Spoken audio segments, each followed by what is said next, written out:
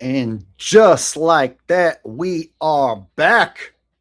We are live. We are officially back in business, y'all.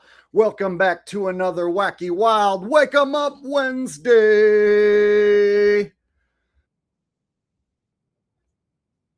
And my watch page just popped on, and it's looking pretty crispy and clear. That's good. All right. You guys ready to have some fun? It's Wednesday. We're live streaming. How are you guys doing this evening? I see I got several people here already and some super chats already waiting for me. That's awesome. CMS says, hit the like button, help a brother out. Not many real ones left. Yeah, let's everybody start the show to help me bring you guys the best show that I can possibly do tonight. I'm going to need you guys to all right here, right now, hit the thumbs up. And what this will do is it will motivate me and it will give me what I need to bring you guys the best stream possible, right? So if you guys show me you guys are into it, you guys are here ready to support the show, and I see a shitload of thumbs up, it will fill me up with motivation, and it will make me be extra funny and awesome tonight. So definitely hit the thumbs up, right?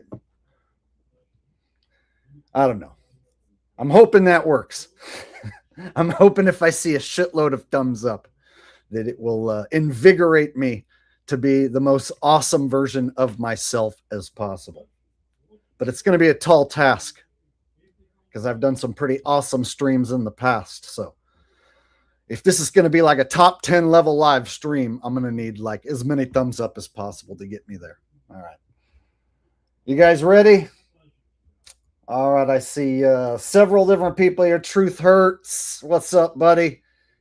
That's right. Wake 'em up Wednesday. Hit the like. All right. I see Rose Bell's in the chat. Hi, Rose. And Official Northern Champ. And RY, of course. All right. And with that, Doxological Thinker, LaFleur Network, Davey D. All right, you guys ready? Let's get this party started. And there were some super chats that came in super early that are not showing up on my StreamYard software. So I'm going to have to pull up my watch page, which is going to create an infinity effect. But it's got to be done so that I can keep track of these super chats that came in super early.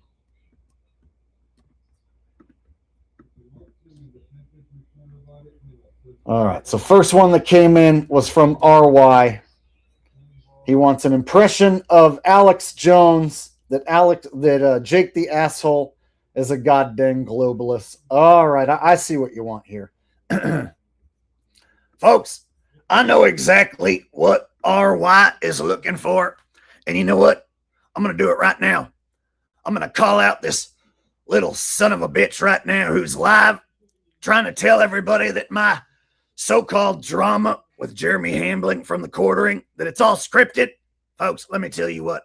This fella, Jake the Awake, he's lying to you about Scott Kelly being a liar. He's got this song, says Scott Kelly's a fucking liar. Well, let me tell you what, folks. I have met Scott Kelly, and I know that he indeed was on the International Space Station.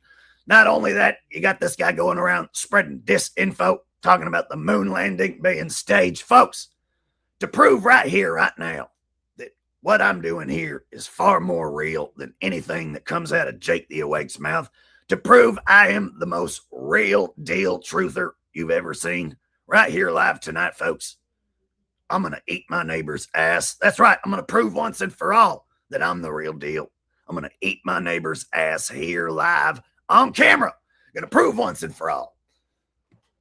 Folks, there's going to be no question left after I eat my neighbor's ass who the real truth teller is. Folks, you're going to want to stick around. You're not going to want to miss this.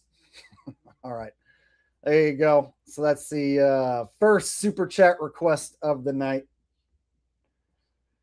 Alex Jones ranting about me. All right. And then RY coming in with the second super chat. He says he needs a good David Weiss impression. I actually got to meet Alex Jones. I got to go on Alex Jones' show and I got to promote my app. You should download my app on your phone. If you're worried about me spying on you, you're already being spied on. The government's already watching everything you do all the time. So who cares if I can open up your camera and take a peek? If you want to find Flat Earth friends, download my app. And it shows you a map of the Flat Earth and how the sun goes around the Earth. The sun and the moon and the stars all rotate around the North Pole. I went on Alex Jones' show with Eddie Bravo. There you go. Which actually did happen. Right here. I got the proof. Old Alex Jones did go. Or excuse me. Old Alex Jones version here. Dave Weiss hung out with the old version of Alex Jones. This was a little over 2 years ago before they made the switcheroo. No airships because they didn't have enough helium. They were full of hydrogen. When the Hindenburg blowed up, they were too slow, so airplanes took it over. Are you saying airplanes are fake? So you got... Maybe, who knows? But according to the math that NASA gives us, the Earth is 25,000 miles in circumference. That's the numbers they give us. So you're saying overhead, I can do it like that? All right, perfect. So the sun goes around the Earth. Okay, while they aim the camera, what's this thing you wanted to... So here's Dave, literally on Alex Jones' show a couple of years back, just before Alex got switched out and replaced by some new actor. He was on here promoting his tracking app, and he literally says that the sun goes around the Earth, which is disinformation. So the one guy who gets to go on Alex's show and push flat Earth information has a tracking app, and he pushes the disinformation, the easily debunkable version of the flat Earth. And this is the guy who has a mansion in Greenwich, Connecticut, right? Where the average home is like over $2 million. The 24-hour sun. It rolls across the top. You can go in the north. That proves flat Earth. It proves flat Earth. In the north, you can book hundreds of trips that say, yeah, come here and you'll see the 24-hour sun. There are 0 places in the south that will tell you that you can see the 24-hour sun. So explain that to me. Because the sun on the flat Earth, the sun goes around. Do an overhead shot. He's pulling it up. Yeah. Overhead shot. Overhead, I can do it like that. All right, perfect. So the sun goes around the Earth. Okay, while they aim the camera, what's this thing you wanted to play earlier? There it is right there. Yeah. There it is. There it is. So the center is the North Pole. The sun and the moon and the stars all circle around the North Pole.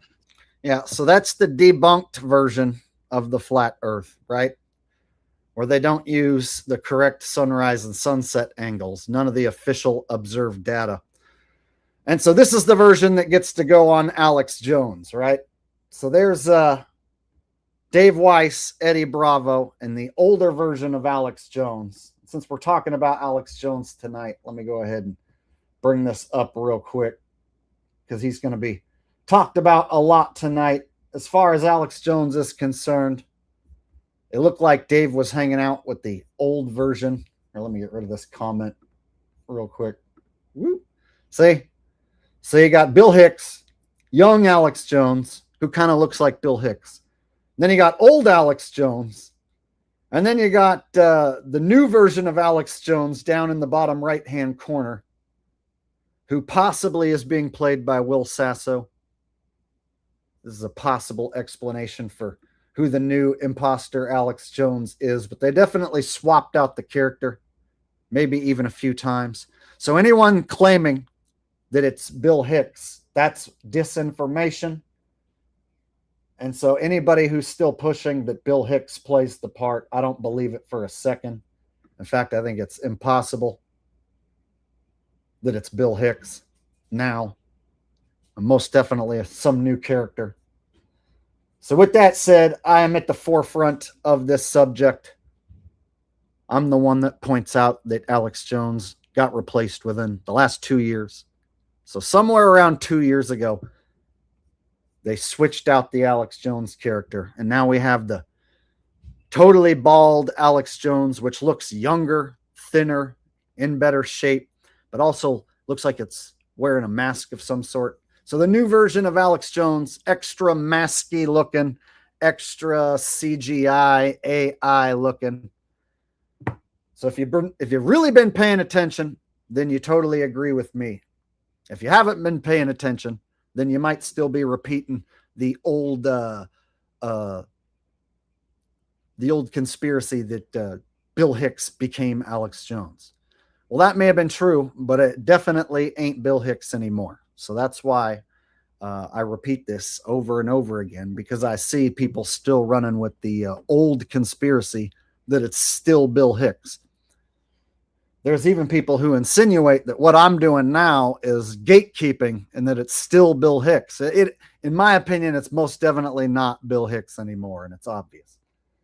So now that I've already went there, let me close this up and get to the rest of these super chats, and then we'll dive into tonight's scripted drama between Alex Jones and the quartering Jeremy Hambly. Believe it or not, the Alex Jones character is now in a scripted drama with Jeremy Hambly from the quartering, who I thought was some low-level just shit poster. I thought that Jeremy Hambly was like just a slop content creator who just milks the algorithm. So I never thought that Jeremy Hambly would be in a position where he's going to go back and forth with Alex Jones. But the day has come. And if you're not sure who Jeremy Hambly is, I'm going to catch you up tonight. So the Alex Jones character is punching downward at Jeremy Hambly nowadays. So my, how things have changed over the years from this to what we're going to be talking about tonight. All right. I got some more super chats I got to roll through real quick, and then we'll dive right in.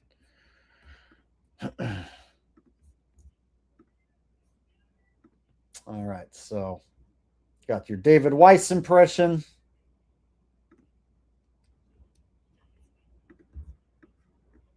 He wants he said RY says, once when Alex Jones was doing a promo for one of his lab-made products, he claimed that he eats too much red meat. A government shill would say something like this. Yeah, there's a reason why that premium grass-fed beef is so expensive. That's because it's a far superior choice and far more healthy to consume that instead of the chemical-laced vegetables that they tell you are healthy, right? So instead of eating some lab-made fake meat, yeah, I would choose the grass-fed beef any day. And if you only let me have one type of meat and you have to choose between chicken or pork or beef, then yeah, I'm choosing beef, right? So I think the best cuts of the cow are like just some of the tastiest meats I've ever eaten. So there's a reason why those premium cuts and the grass-fed cows and the cows that grazed, out in the fields and were raised correctly. Why? There's a reason why that meat is so expensive and why so many people are willing to pay top dollar for that meat. It's because it's far superior than the other protein choices readily available to us. All right. So yeah, you could totally just survive on eating red meat for like a week straight, like nothing else. You could just be eating red meat and nothing else, and you'll survive. You'll feel fine. Whereas if you tried eating just broccoli and only broccoli, within like a couple days, you'd be feeling real shitty. And you'd be having serious health consequences if you tried to keep that up. So I would go toe-to-toe in a contest with anybody who's, if I can only eat meat and they can only eat broccoli, and we'll see who gives up first, I would be confident that I would defeat anyone, right? So if it's a contest where like I only get to eat beef and the other guy only gets to eat broccoli, and it's a contest of like whose health is going to give out the fastest, who's going to give up first, My guess is meat would win easily. If that makes sense. But we're told that broccoli is healthy and good for you. All right. And thank you, RY, starting us out with the first 3 super chats. They came in so early that my StreamYard software isn't even showing it. Let me see if Doxological Thinkers chat is showing up. Yeah, it looks like it shows up here. All right. So I think I can get rid of the watch page now. All right. Doxological Thinker says, hey, bro, didn't mean to interrupt you talking about MJ last stream with my request. I was wondering if you could watch a few seconds of this now and try an impression. Yeah, you wanted me to do an impression of a guy who I didn't really know, Jordan Peterson. I just never watched Jordan Peterson. You know, there's only so many people in the world I can keep track of. So I didn't know who he was, what he looked like, or what he sounded like. And I was talking about Michael Jackson, and then like I had to stop and try and listen to a clip and figure it out. So I'll try again. We'll see what I can do right here, right now.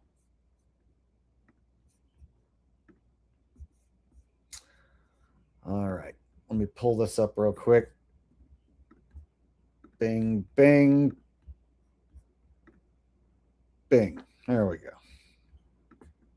A message to Christians. Dolores Umbridge.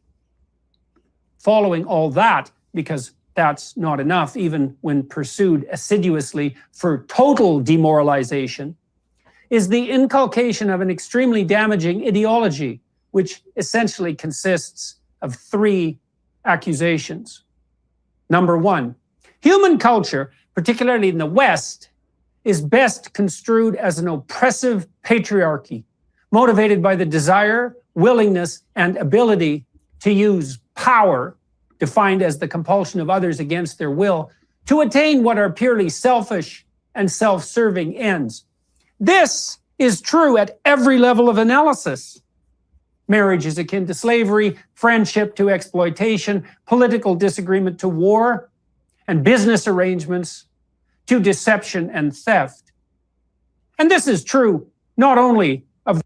All right, man, he's just got kind of a regular voice. There's nothing super distinct about it. I don't like doing impressions of people who just have like a very regular voice because I don't feel like I have anything to grasp onto. Like Alex Jones has this very distinct voice, and when you hear me talking like this, you know exactly who I am doing a friggin' impression of. Whereas this guy right here, I would argue is just so, he's just so bland that like all it is like he's got like a slower cadence and then he uses big words, but his tone is just so regular that I don't feel like there's something there to grab onto and embellish. You see what I'm saying? So like I prefer to do a voice that is extremely distinct and recognizable so that I can replicate that tone and then embellish upon it to make it comedic. Whereas this is like so monotone and boring that I don't know what I can really do with this. The current social arrangements that characterize our culture, particularly in the West, but also the fundamental reality of history. But I'll give it a go since you're paying me. Accusation number 2, human activity, particularly that undertaken in the West, is fundamentally a planet despoiling enterprise. The human race is a threat to the ecological utopia that existed before us and that could hypothetically exist in our absence. We might well be construed even as a cancer that threatens the very viability of the complex systems that make up the ecosystem of the Earth that shelters and supports us. We are facing a Melithian? Yeah, he does use a bunch of big words, doesn't he? We're facing a Melithian catastrophe of overpopulation and biosphere degradation And we have to place extreme limits on our wants, even our needs, so that survival, even in much reduced form, can be guaranteed. Accusation number 3, the prime contributor both to the tyranny that makes up the oppressive patriarchy and structures all of our social interactions, past and present, and the unforgivable despoiling of our beloved Mother Earth, is damnable male ambition, competitive and dominating, power-mad, selfish, exploitative, raping, and pillaging. All right. Yeah, he does use a shitload of big words to try and make himself sound smart and intelligent, right? Yeah, I never watched this guy, so I totally don't really know anything about him, bro. Just being completely honest, I don't know shit about this guy. So he never really came across my radar enough for me to pay enough attention to him. But since you're sending me a very generous super chat, I had to give it a go. So there you go. Hopefully you're satisfied with that mediocre impression. But again, I never followed the guy, so it's not going to be one of my top 10 impressions. All right. He said, sorry, the link was supposed to start at the 2:48 timestamp. Can you watch a few? I think I started it at that point. Yeah, bro. So I could pull up the transcript and try and copy his tone like I just did, but that's about as good as it'll get because he doesn't have like a distinct voice and personality that I can really run with, right? So, you know, for instance, like, oh, yeah, if I was to start talking like this, and if I was to say, oh, yeah, then you would know already exactly who I'm talking about. You would know exactly who I'm doing an impression of. Oh, yeah. Right. So the more distinct the voice, the higher chance, higher probability that I'll be able to do a good impression. You see what I'm saying?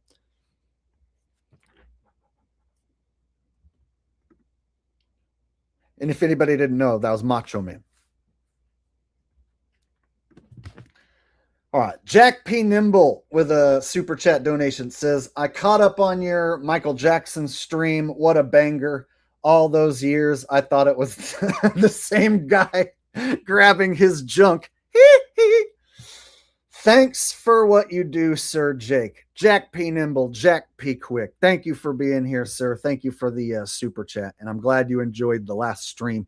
So yeah, Saturday, I wanted to just focus in on this multiple Michaels conspiracy because it seems obvious now when I go back and look that the Pepsi commercial pyrotechnic accident, fake as fuck.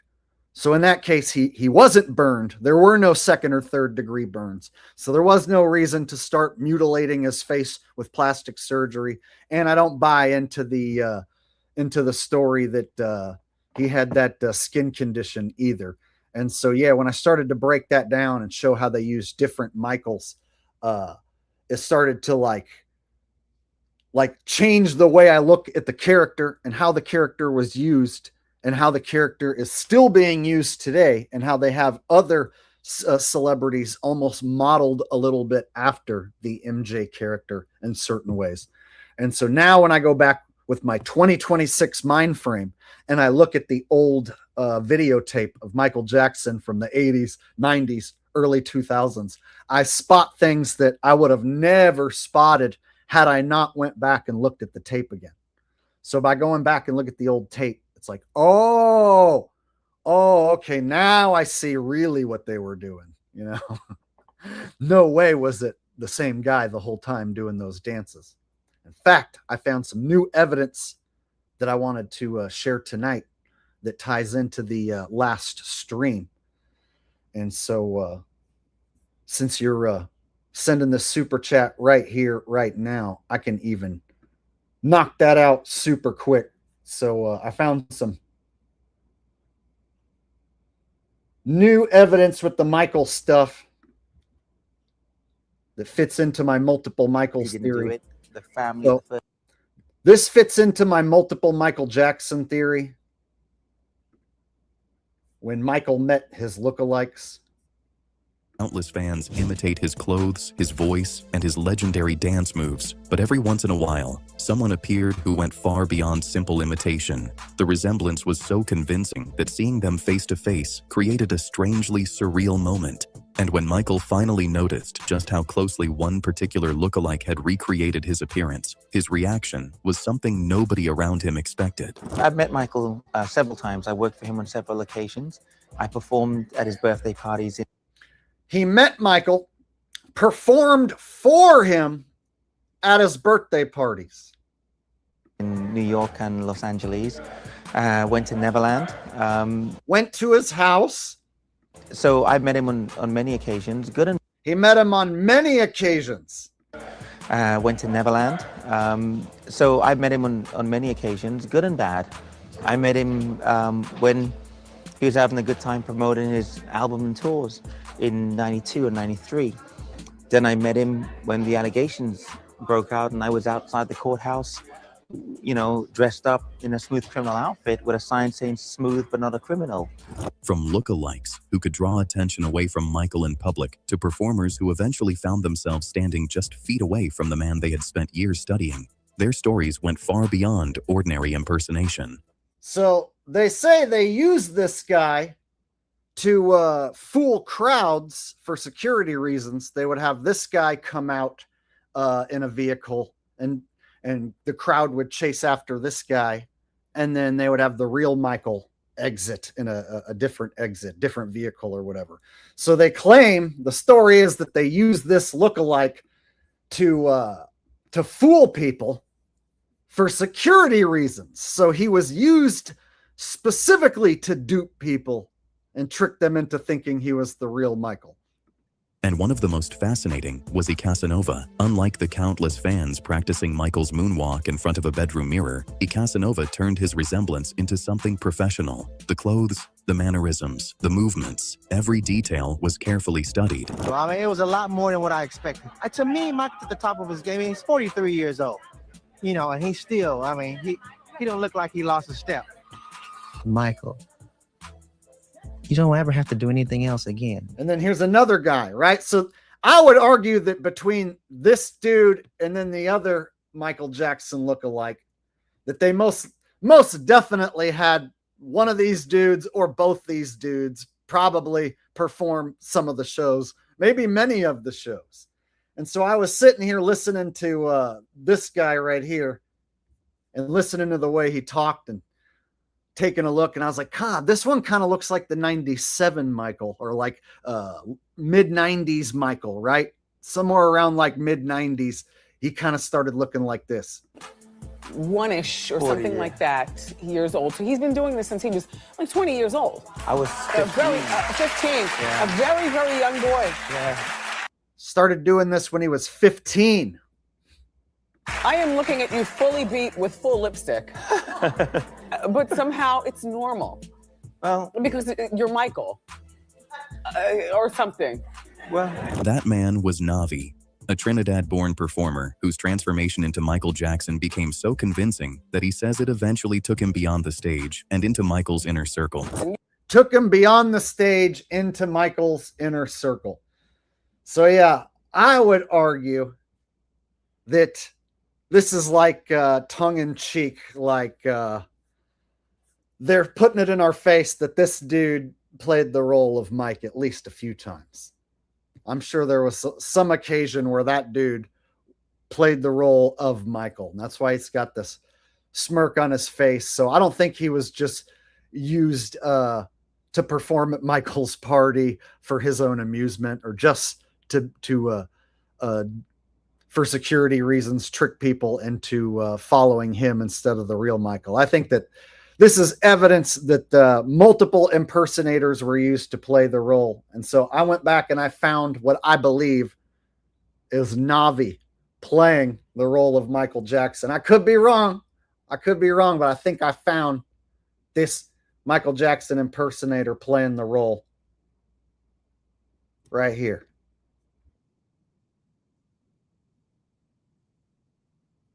Check this out. So there's a moment where he's dancing, and then he starts talking. And this is at Michael Jackson Live in Copenhagen, 1997. So this is supposed to be the real Michael Jackson. And there's a moment where he stops singing like Michael Jackson and just starts talking like some dude who you've never heard before. Kind of sounds like Navi. Listen to this.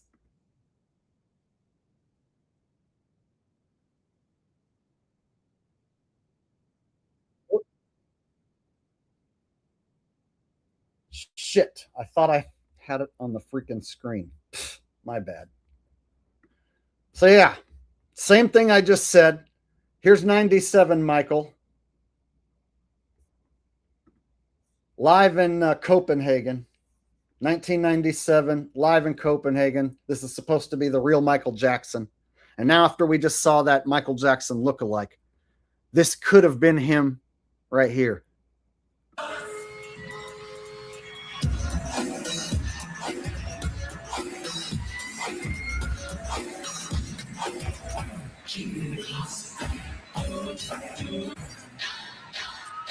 Just deliver everybody. It's worth the giving. It's worth the try. Obviously lip syncing, right? But then there's this point where he starts talking and it doesn't sound like Michael Jackson.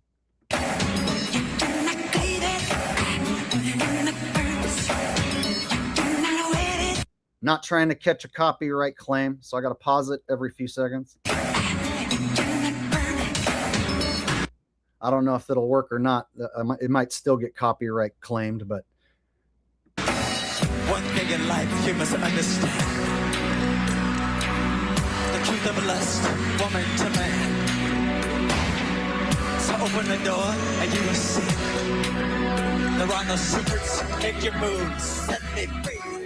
See, that doesn't sound like Michael, right? Wouldn't you agree that that don't sound like Michael? There are no secrets, make your moves, set me free. So open the door and you will see. There are no secrets, make your moves, set me free. So I think that this may have been that Navi dude right here. I could be wrong, but they're already admitting that they had multiple different impersonators that made their way into his inner circle and got to perform at his birthday parties, show up to his house and hang with him. And so why wouldn't they let these individuals perform a whole show if they could cheaply and easily use them as slave labor to pretend to be Michael Jackson? And if it's like the biggest thrill in their life to serve their favorite pop star. So they might even think that they're performing on behalf of the real Michael, right? So they might even be useful idiots who don't know the full conspiracy behind it all, right? So if somebody dedicates their life to being a Michael Jackson impersonator, and then they're given the opportunity to be Mike on stage in front of his fans, they'll look at it as like the opportunity of a lifetime. And if they're told that they have Michael's blessing, they might be able to be used as a useful idiot and you know, sign a non-disclosure agreement that they're not allowed to tell people that they played that role of Michael Jackson, right? So there's a lot to unpack here, but I believe that multiple Michael Jacksons 100% were used. Let me pull up the thing here. So there you go. Thank you, Jack P. Nimble. Hopefully you dug this little extra piece of information that I showed here. Oh, fuck.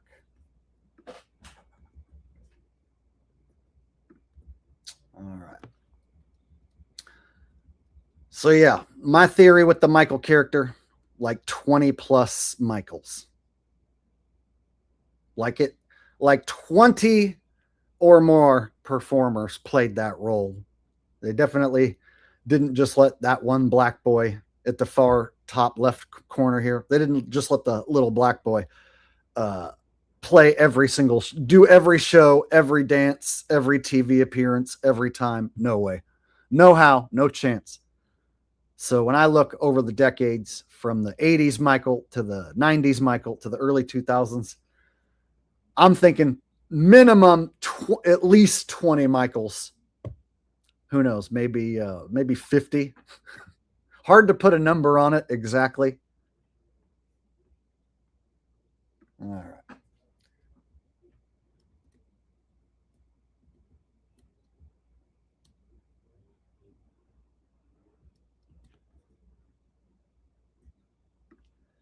All right.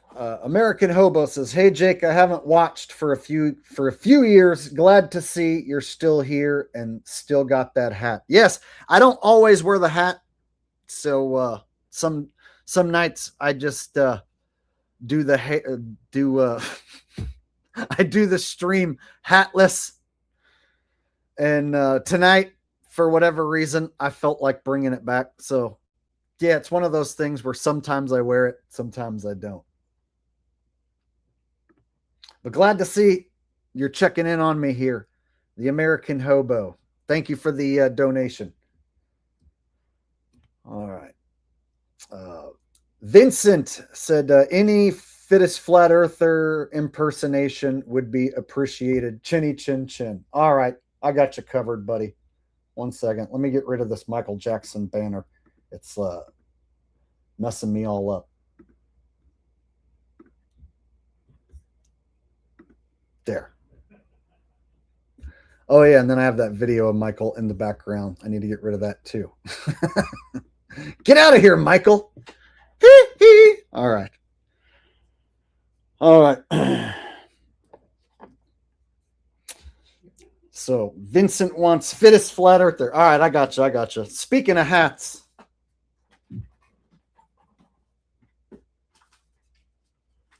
All right. I got to do a little shape shifting. I'm going to shape shift from Jake the Awake into fittest flat earther. So here I am, Jake the Awake.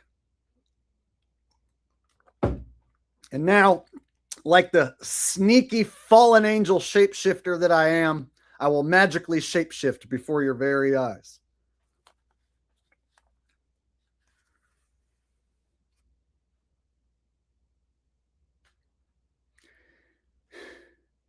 You know, these sneaky shapeshifters, they must have knew I was coming because they're constantly trying to perform damage control, but they can't stop me from doing the Lord's work. And that's what I'm here to do, to wake you up to these fallen angels. You see, the fallen angels, they mated with the Nephilim, and they have the ability to shapeshift.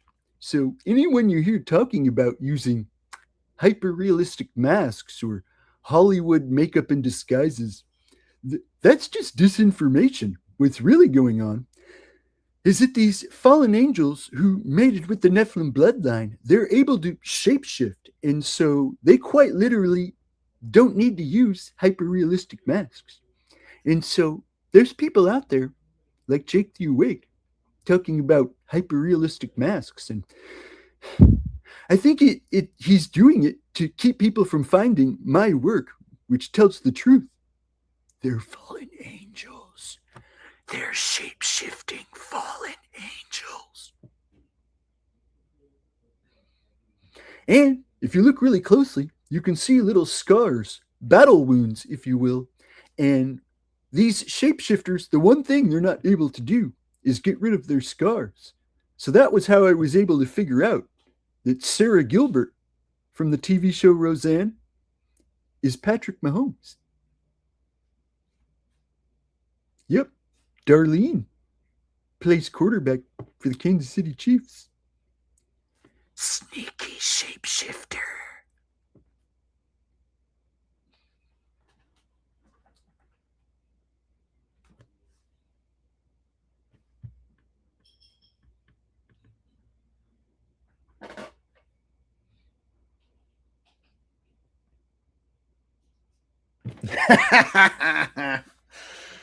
There you go. He hates it when I do that. because it's so damn good, right? Hold on, I got to shape shift back. Whew. There we go. There you go. I just done shape shifted back real quick. There you go, Vincent.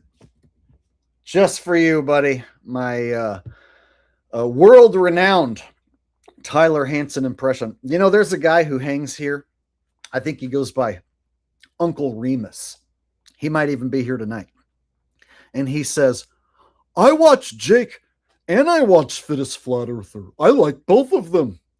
It's like, you like a guy who claims that Darlene from Roseanne is the Kansas City Chiefs quarterback, and you like me as well. It's kind of like saying that you like to eat grass-fed, pasture-raised prime rib, and you also like to drink diarrhea. And both of those things are equally enjoyable, right? So, like, I'm the grass-fed prime rib, and Tyler is like a glass full of diarrhea. And so here's the thing, like, to compare me with Tyler is literally like comparing grass-fed prime rib to diarrhea, bro. But there's a guy here who's like, I like Tyler, and I also like Jake. I wish we could all just get along and be friends. And so I've seen that narrative planted, like, Jake, I'm subscribed to you and Tyler.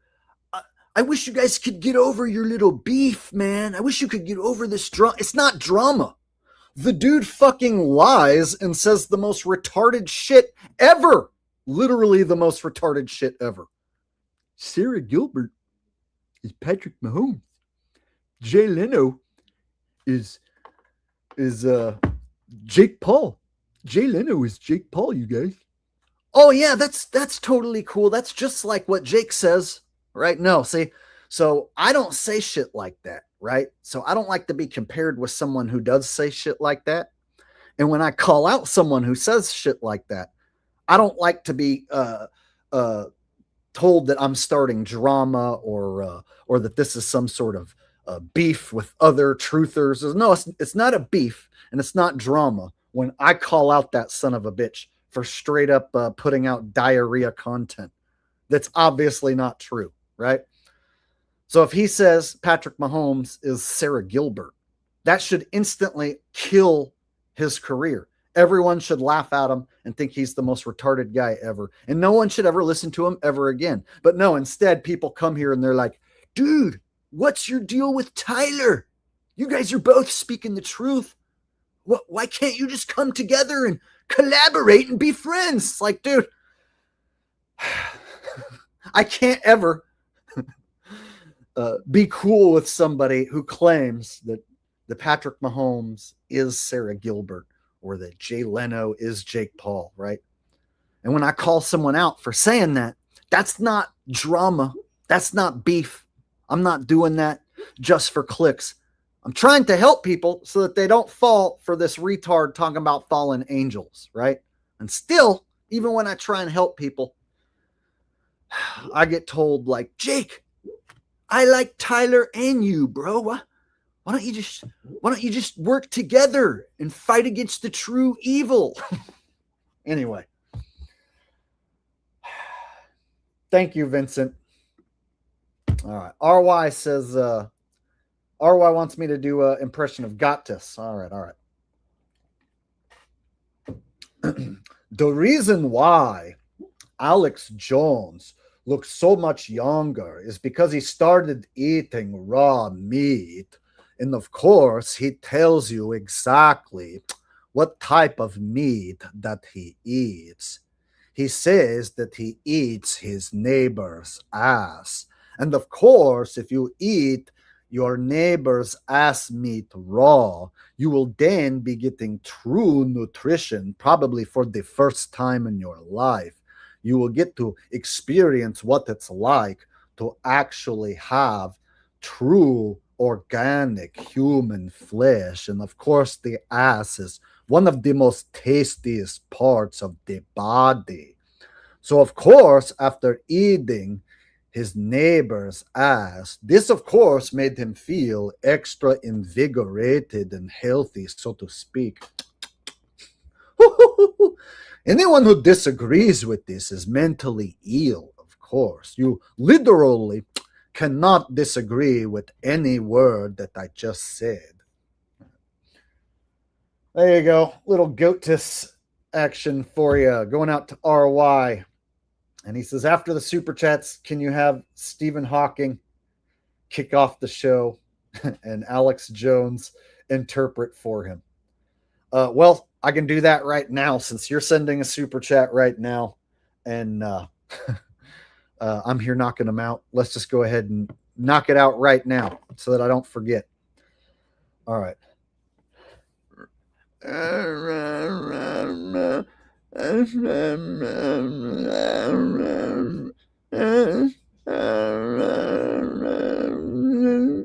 Folks, Stephen Hawking said he expresses his deepest concern for what I'm going through right now.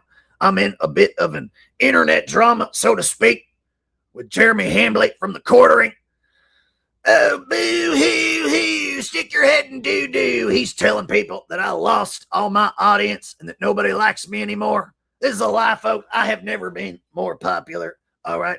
Now, some say that I've lost my audience. That's because these freaking deep state globalists have been down-throttling me. And, of course, I'm one of the most censored human beings on the face of the planet. That's right. I said planet, not one of those freaking weirdos like David Weiss coming on here saying that the earth is flat. So, folks, I'm here on behalf of Stephen Hawking, who I'm translating for right now. You probably didn't know this, but I'm also a professional translator, and I'm literally word for word translating what a freaking genius told me. So when you heard Stephen Hawking just mumbling just a minute ago, right now I'm telling you what he said. Do you know what he said? He said, Alex, can you cook me up some of your neighbor's ass? You made it sound like eating your neighbor's ass was so friggin' appetizing that now I want some of your neighbor's ass. So, folks, you know what I'm going to do? I'm going to cook up some of my sauteed neighbor's ass for Stephen Hawking. And you know what? I'm going to prove once and for all. Neighbor's ass meat cures ALS. I'm going to get Stephen Hawking to come up out of his wheelchair. You're going to see this man come to life before your very eyes. And you know what's going to do it? It's my magical neighbor's ass meat, folks. All right. There you go. I didn't expect that. You know, the thing about doing these bits unscripted, you just never know where my mind's going to go, what I'm going to say next, right? Already bringing up Alex Jones' neighbor's ass like 20 times in the first hour of the stream. That's how you know it's going to be a good stream. All right, Doxological Thinker says, thanks for playing along with my random requests. I thought you reading his word salad of big words was epic, but don't worry, I won't ask for it again. So I always like doing impressions, but I prefer characters that are like more over the top so that there's like something for me to embellish upon, like I said earlier. So yeah, man, feel free to have me do any impression requests that you want. But yeah, every once in a while, and this isn't the first time, somebody will want me to do an impression of somebody who I don't know. Right? And then I feel bad by just being like, oh, I don't know, and then just not doing anything. So then I try and pull up a clip and try and do an impression on the spot, right? And sometimes, like, you know, it doesn't go that great because, you know, somebody I've never heard of and I've got to try and do it on the spot. So, hey, that's part of this this whole live streaming thing, you know. Sometimes the impressions are going to be top 10s, and then other times I'm going to blow it. And that's part of the fun, is that sometimes my impressions are amazing and then sometimes they suck donkey balls. That's what makes it fun. That's how you guys know I'm for real, and this is all happening on the spot, right? It's not scripted. All right. So thank you, Doxological Thinker, for the multiple super chats tonight. Thank you for being here, and I'm glad that you thought the impression I did earlier was epic. That's a top shelf word there, epic. I appreciate that. All right. Trout Fishing at Hood Park says, why do people cry when they see Michael Jackson? Never understood that behavior. So it could be a combination of like actors planted in the crowds. And then there's people that like, because he's so famous on TV and he's made to be so famous on TV that, you know, when people see him, it's like they're starstruck. So people being starstruck is a real thing. And they specifically made that character to starstrike, I should say. They specifically designed this character to be able to strategically starstrike certain individuals who are young and naive, right? Or older individuals who are also naive, maybe still have the mindset of a child, right? So Michael Jackson is the ultimate industry plant character. And you still see a lot of the aspects they use with that character being reused again with other industry plants. And so he essentially broke the mold and blurred the lines between man and woman and black and white, and pushed the sick agendas that we see in place now. He was like a catalyst in pushing a lot of the agendas we see now, you know, the transformer agenda, gender bender agenda, all that stuff. You need a Michael Jackson there to blur the lines between man and woman, and the costumes he was wearing, the moves he was doing, the sounds he was making, right?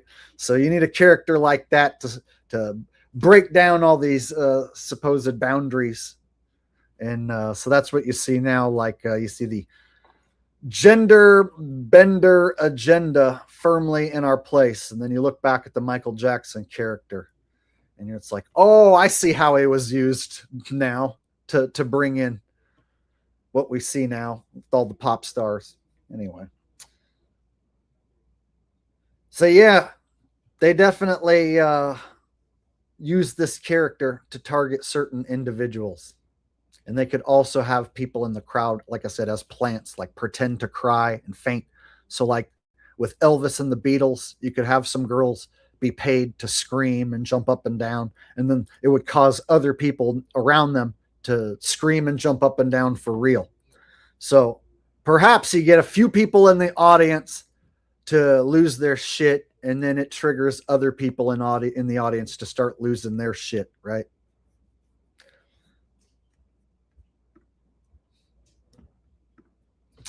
RY says, fake Jim Carrey talks about meeting Michael Jackson.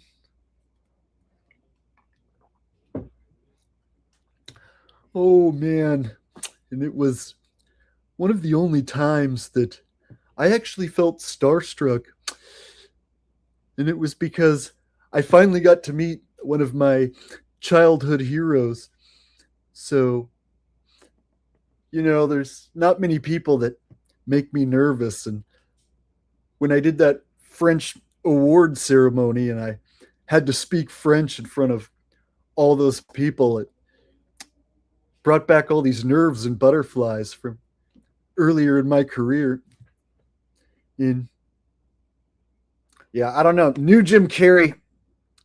We haven't seen him since then. So I'm waiting to see what the next version of Jim Carrey does. Like, we haven't seen that full show up in a while now. So ever since that French award ceremony where he showed up looking all different, he hasn't made any appearances at all. Never came out to set the record straight. Right. So I'm wondering what the hell we're going to see next time Jim does show up. Right. Are we going to see an even different looking Jim than last time? Is Jim going to start going the route of Michael Jackson? Start looking more and more different every time we see him?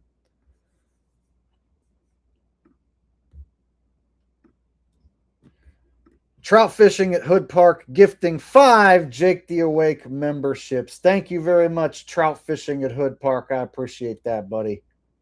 All right. Now, with that said, I think we've got through all of the super chats tonight. And if anyone gets a gifted membership, make sure to thank Trout Fishing at Hood Park.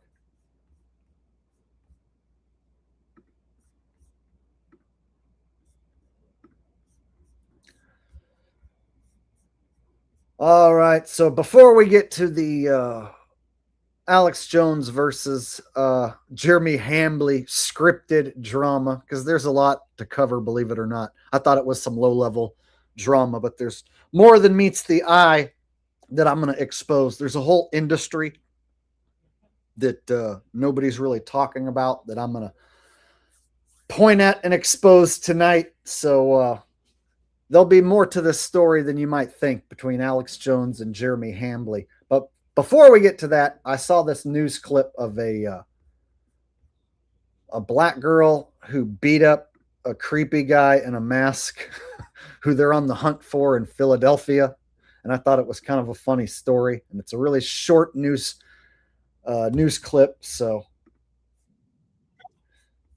I thought we would check this out real quick.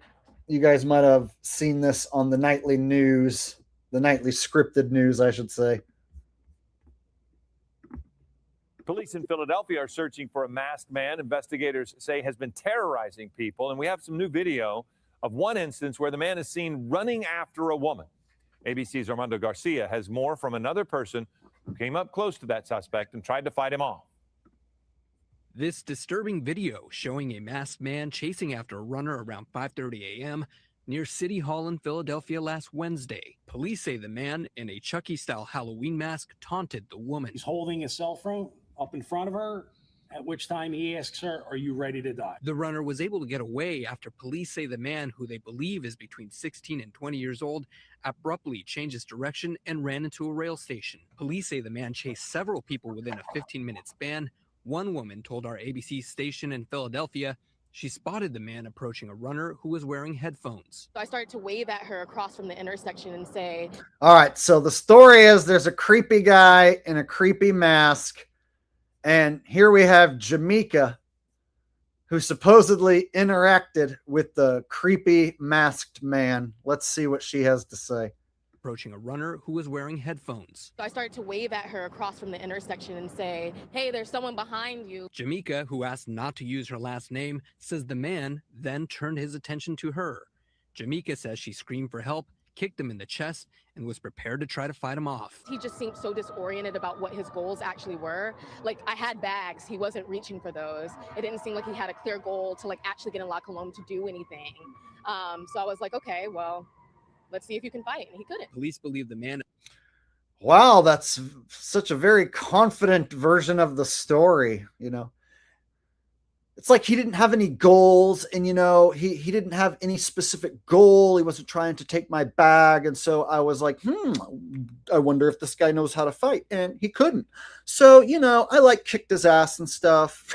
To try to fight him off. He just seemed so disoriented about what his goals actually were. Like, I had bags, he wasn't reaching for those. It didn't seem like he had a clear goal to actually get in La Colombe to do anything.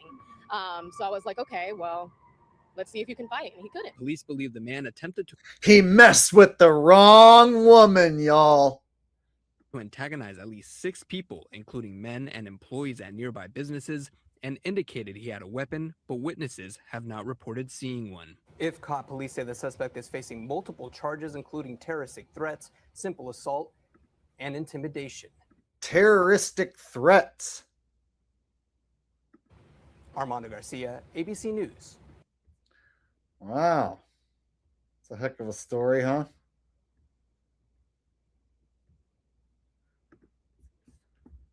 For help, kicked him in the chest. I like how she does the kick. She kicked him in the chest, you guys. Then turned his attention to her. Jamaica says she screamed for help, kicked him in the chest, and was prepared to try to fight him off. I guess we don't have video of that. So we have video of this character running and pictures of this person in the mask. And we have this account from Jamaica. Jamaica says she screamed for help, kicked him in the chest And her showing off her kicking skills. and was prepared to try to fight him off. He just seemed so disoriented about what his goals actually were. Like I had back. All right, so check it out. I found this other news report where they were like praising how heroic this lady was. And it was a female newscaster, of course. Right here. In Philadelphia this morning, police are searching for a man accused of... Excuse me. When I said female, my mistake. In Philadelphia this My bad. morning, police are searching for a man accused of terrorizing multiple people in a series of alarming encounters last week. Surveillance cameras captured images of him wearing a Chucky-style mask. It is very creepy stuff. Lilia Luciano spoke with a woman who says she fought back against him. She's in Philadelphia with the latest. I love the story of this young woman who took him on, Lilia, because she seems to be saying, Satan, not today. She's amazing, this girl. That's right, Gail. Good morning. She, instead of fright, she fought back. We spoke with her, but what she described was straight out of a scary movie. Fortunately, she was able to get away, as did another woman who told police, listen to this, that the man asked her not once, but twice, quote, "Are you ready to die?" All right. I think it's like at the end here. Tell us they are confident that they're going to find this suspect. They wouldn't say whether... So the suspect is still on the loose in Philadelphia. Isn't that scary? There's a guy out there with a mask being creepy, asking people if they want to die. he directly harmed anybody or hurt anybody, but they did say that they have received helpful tips. And when I asked about what are the charges that he could be facing, they said terroristic threats, harassment, and intimidation, among possibly others. Kelly? Oh my gosh, Lilia, the confidence in that woman's voice. What an inspiration. Just incredible story, Lilia. Thank you. The confidence in that woman's voice. What an inspiration. Intimidation, among possibly others. Kelly?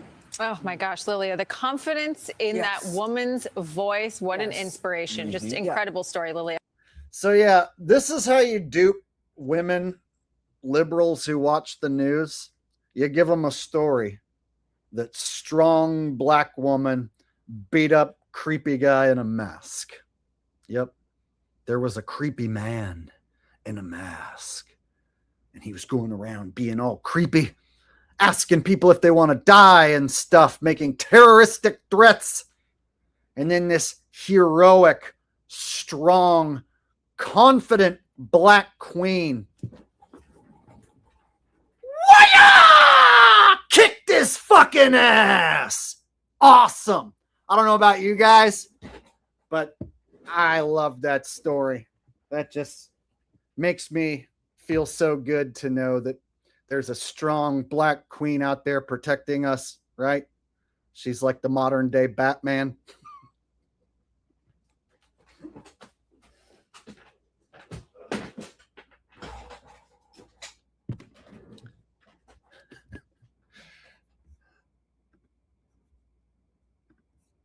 All right. Wait, what did she say one more time? And intimidation, among possibly others. Kelly? Oh my gosh, Lilia, the confidence in that woman's voice. What an inspiration. Just Inspiration. That's right. That's what I was looking for. You know what inspires me, you guys? You know what's like the most inspiring thing?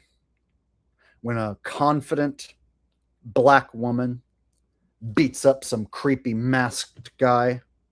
It's like so inspiring. It inspired me to do this stream today. This live stream was inspired by Jamaica. That's right. I don't have sponsors, no scripts. This is all based on me being inspired to do this for you guys. And I found the inspiration deep within my soul when Jamaica kicked the shit out of this creepy fella right here. All right? Ew, so creepy. I'm so glad Jamaica kicked that fucker. I hope all the Jamaicas of the world can collectively come together and confidently kick this creepy fucker's ass and make the world a better place. Everybody come together and join hands right now, and let's kick the shit out of the creepy creatures. Let me show you how. You gotta do a kick like this. Why-ya-ya-ya? A kick like this. Yeah-ya-ya.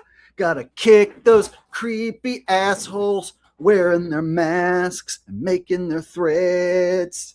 So this song's for you, Jamaica. Shout out to my homegirl, Jamaica. She's kicking ass. She's taking names. Ain't got no one left to blame. Whoa, Jamaica. All right. There you go. That's a made-up song just now. You never know what's going to happen, do you? Nope. All right. What do you guys think?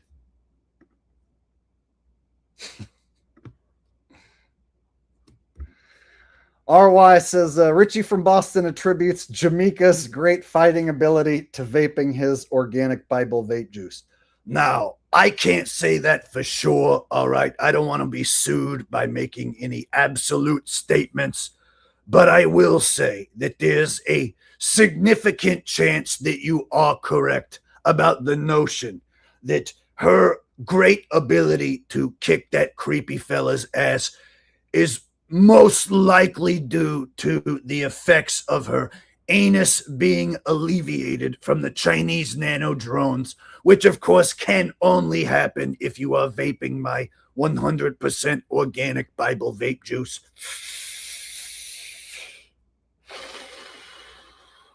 So yeah, I can't say with 100% certainty what you're saying here is true, but what I can say is that it is 100% certainly true. At any rate, I digress.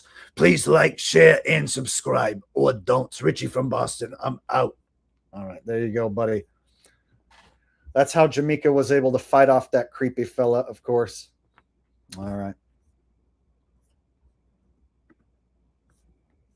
Now, did the news glorify Jamaica beating up that creepy masked guy or not? Right? I would argue that all they need to convince people that that happened is just a shot of a guy in the mask walking around, running around, not even attacking anyone, just walking around. And then you get Jamaica to tell that story, how she kicked him and how he was being creepy.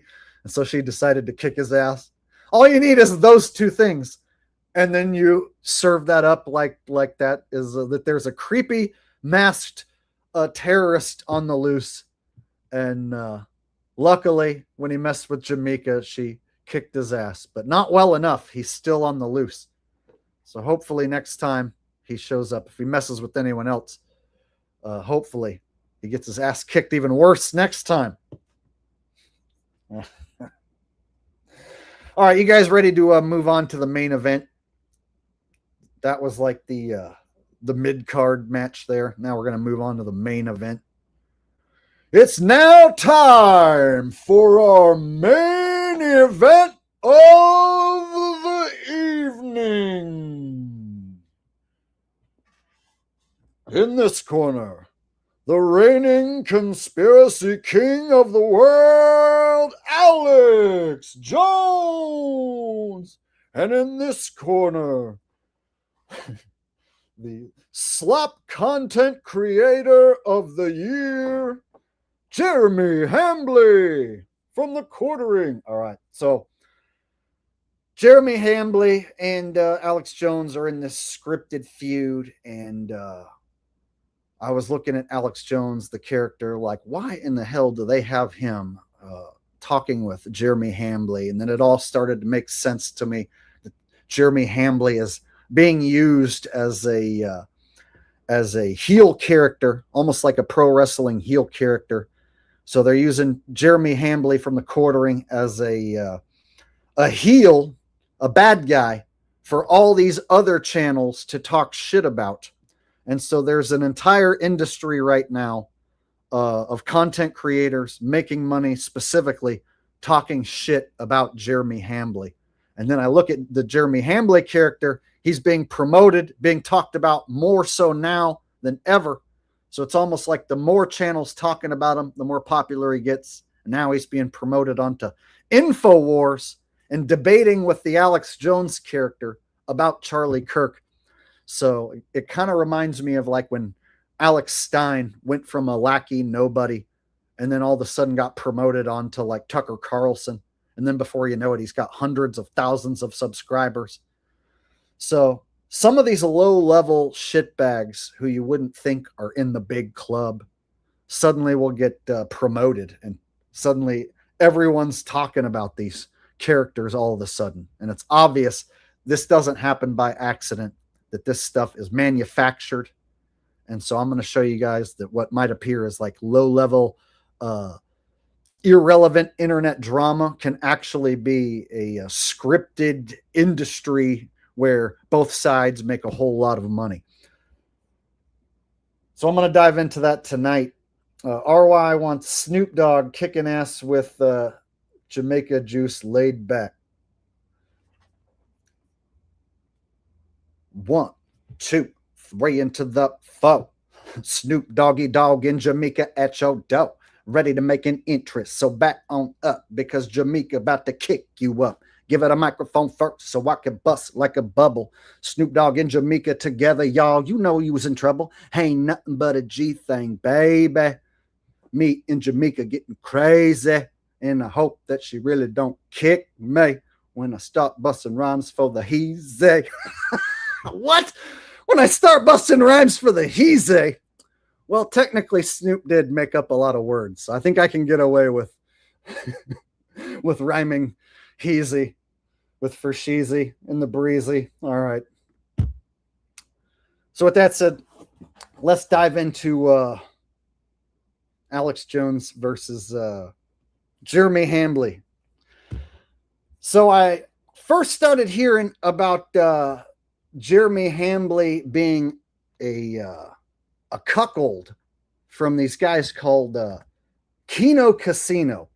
And so there was this internet drama where these guys called Kino Casino, these two guys were talking about Jeremy Hambly from the Quartering, and they were making fun of him.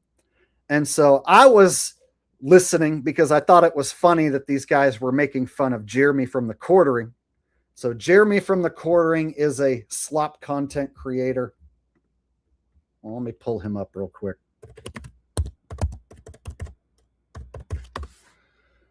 Let me try and explain this properly so anybody who's new to these characters doesn't get confused. All right, so there's this guy named The Quartering who's been getting talked about a lot. He's got over 2 million subs. But his channel's nothing but slop content. When I mean slop content, like he just reads an article and then videotapes himself reading someone else's article and then posts that as content. He'll cover like whatever is trending. So any news that's trending, whatever the mainstream narrative is, he just makes a video about it and then gives his basic right-winger take. So he like tries to pretend like he's conservative, right-wing. So he's like, oh, the woke left, they're ruining the movie industry, and the woke left is attacking my channel right now because I'm exposing the woke left and their insanity. So his whole thing is like, oh, I'm going to shit on the woke left because I'm such a based right-winger guy. So he was nothing more than just like a low-level, like slop content creator. Just going along with whatever the mainstream narrative is and like biting off the coattails of like Candace Owens and Tim Pool, right? So he would always talk about Candace and Tim Pool but like nobody really gave a shit about him until just over the last few months. Suddenly this guy has become like the biggest heel on YouTube. He's being talked about by hundreds of different channels all of a sudden. And so it all started when he supposedly flagged down this channel called Kino Casino, who supposedly exposed him for being a cuckold. And anyone who doesn't know what that is, so supposedly Jeremy likes to let another guy bang his wife. And this information got out and became public. And then Jeremy flagged down this channel that was making videos about him being a cuckold. And then suddenly everybody on the internet started making videos about Jeremy. Not everybody, but a bunch of channels, hundreds of channels, seemingly overnight started making videos about Jeremy being a piece of shit and a bad guy. And so it started to snowball and balloon, and it got to the point where now the whole thing just seems like it's this scripted bunch of bullshit to generate a lot of money for a lot of different channels. So I'm going to try and break it down for you, how it all kind of got started to where it blew up and became what it is now. So let me show you these Kino Casino guys who are making fun of Jeremy.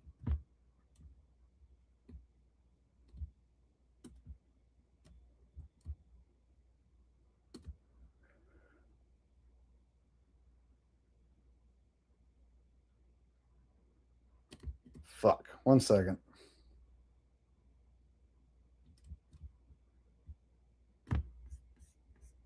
All right, found it. Okay. So it's kind of a strange story, but follow along if you can.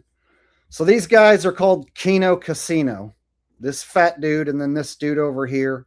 And their whole channel is about making fun of Jeremy from The Quartering.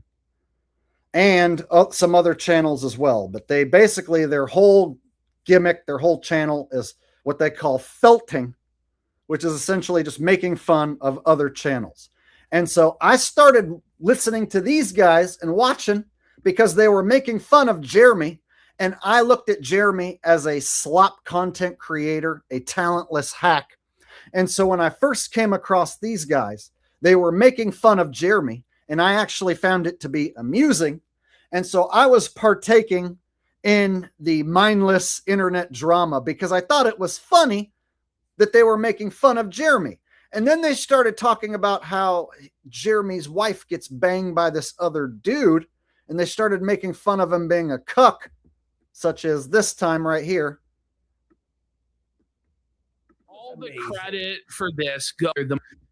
Yeah. They get into Jer. Everybody's here for the Jer segment. People are fucking hyped. They're fucking excited to see Quartering exposed as the cuckold that he is. Getting fucking cucked by the Jubal, by the Vanilla Gorilla, Adam. So, before we get into that, we're going to have a look at our miscellaneous Jer folder. Wow. So just for the people out there who defend Jer and they say, Jeremy's based, Quartering's based, he supports Trump and he's MAGA and he's right-wing and conservative. No, he's not. Not only is he a cuck, watching in the corner as his wife gets pounded out by Jewish bulls, but he is actually cucked out completely and is saying that he was never MAGA, he was never conservative.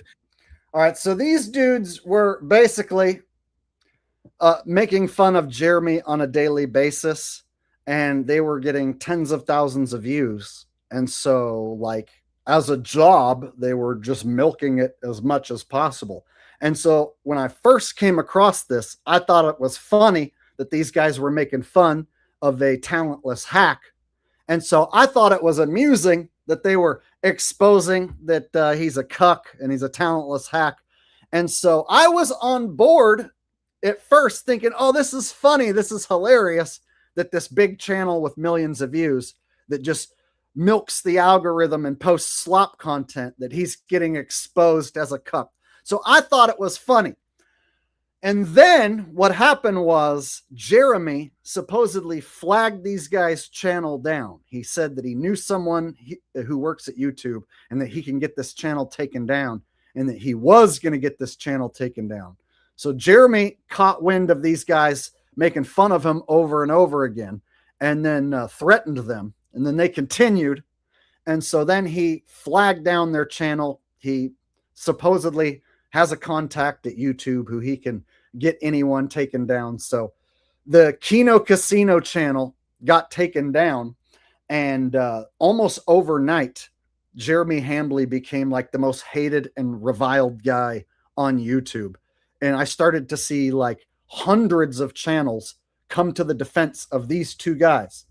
So I didn't think it was that big of a deal until I started seeing like just channel after channel after channel show up and be like, Jeremy took down Kino Casino's channel. Jeremy's a piece of shit. And so everybody's rushing to the defense of those Kino Casino guys who were exposing that Jeremy Hambly is a talentless hack and a cuck. And so I started to notice that it was almost strange that like all these channels were talking about him. And then I saw Asmongold address the situation. Asmongold. And that's when I realized that it wasn't just internet drama, that there was more than meets the eye going on here. So when I saw Asmongold start talking about it, and I even have that clip as well, it's short. Then I was like, okay, if they're having industry plants like Asmongold talk about Jeremy Hambly and Kino Casino and Jeremy taking down their channel, then there's something here, because that doesn't make sense that Asmongold would care enough to cover it.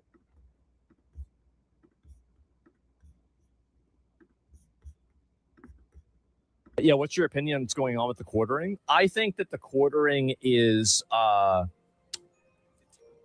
think he's totally fucked up, if you want me to be honest. I think he's totally fucked up. And I think it was a massive mistake to try to deplatform Kino Casino. I can't see why he would do that. I think it was ridiculous. And yeah, he's going, bro. Well, I'm just saying in general. So yeah, Asmongold knows all about it. So I didn't know this many people were following along.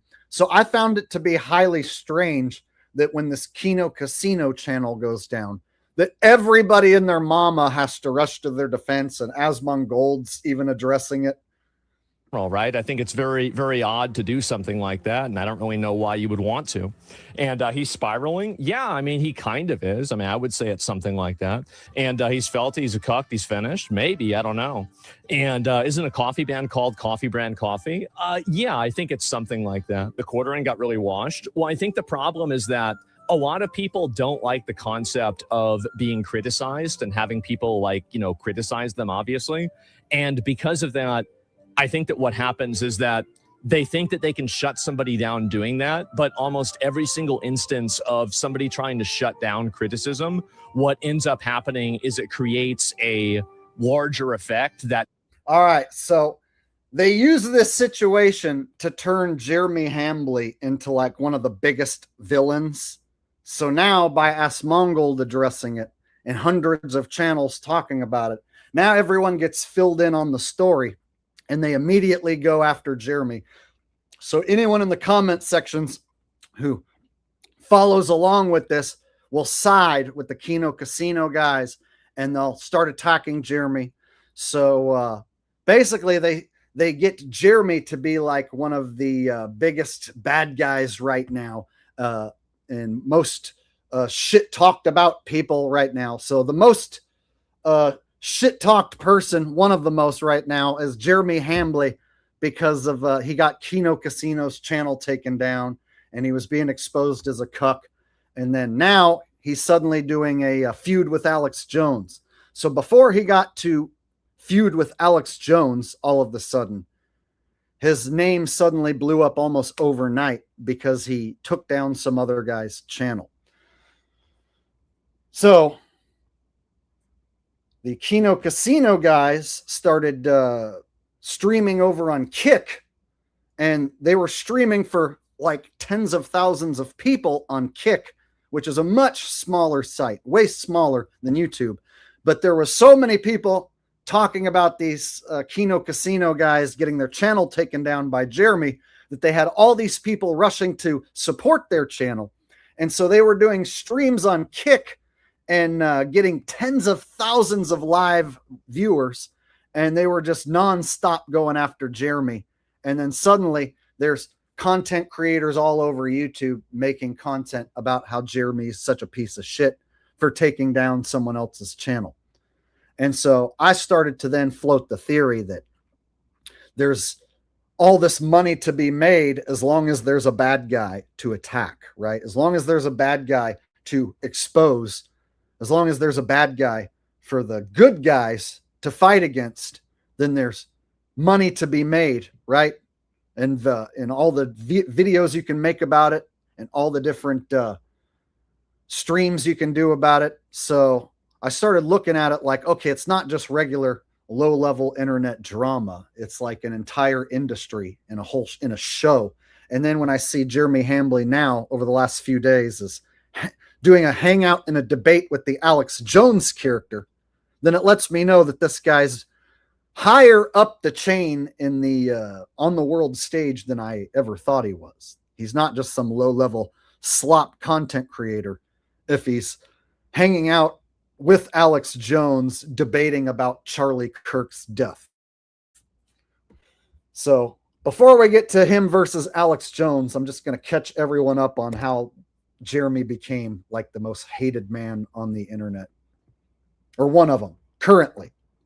And it's basically like a manufactured hatred. So it's almost like pro wrestling style. They made Jeremy Hambly from the quartering into a heel wrestler of sorts, like the ultimate bad guy for everyone to hate.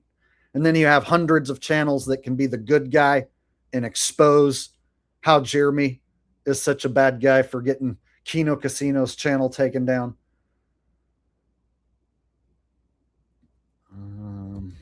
All right. So the Kino Casino guys flipped their lid when their channel was taken down. But when I look back now, it seems like an act. Like it seems like pro wrestling. Oh, buddy. Oh. Jeremy Hambly. Jeremy Dale Hambly of Wisconsin. It's over. You have signed the death warrant for any sort of internet career. Now that might be annoying to some people out there, but these guys were getting huge views during this drama, and they're still getting huge views. And so these guys do this stream for 6 hours, 6.5 hours, talking about how they got deplatformed. And there was like tens of thousands of people there fully supporting them the whole way, just dogging on Jeremy. So these guys get to be looked at as the good guys, and they're the ones who got deplatformed by the bad guy, Jeremy Hambly. And apparently this is a big enough deal that you had to have Ass Mongold weigh in and support the Kino Casino guys and take their side. See what I'm saying? So once I saw it get to that level where it's like, holy shit, it's like almost viral. I thought it was just some low-level internet drama shit. But it turns out, no, it's way bigger than that. It's like a scripted fucking industry where they make Jeremy Hambly into this internet villain on purpose. And he purposely leans into it and plays into the villain role. And then they have all these channels come out of the woodwork making anti-Jeremy Hambly content. And they're just racking up tons of views, tons of ad revenue, right? So all of this was causing a ton of support to pour in for these dudes right here, whose whole channel is based on just talking shit about other channels.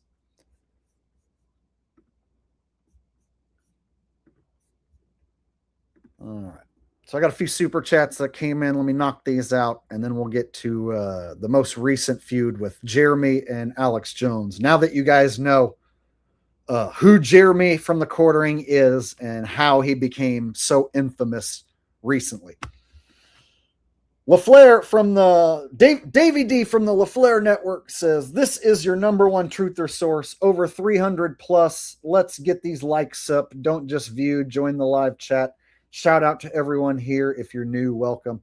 Yeah, hit the thumbs up. It's greatly appreciated, and it helps the algorithm know that this is an awesome stream.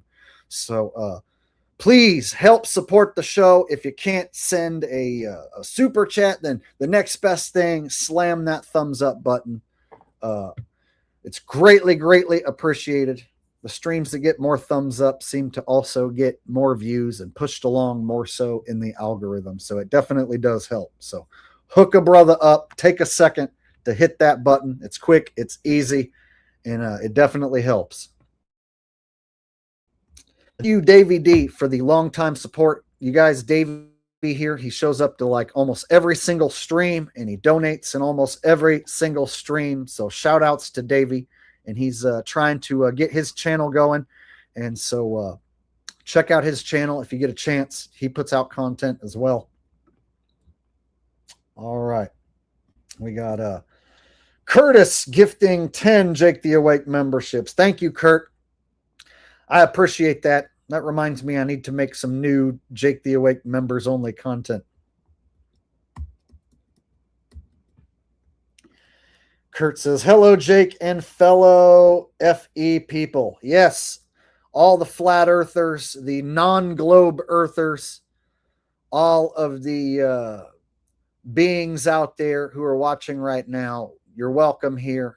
This is a place where if you know that the earth is not a globe, if you know what you're told is a lie, this is a place where you can discuss those ideas, and you're welcome here.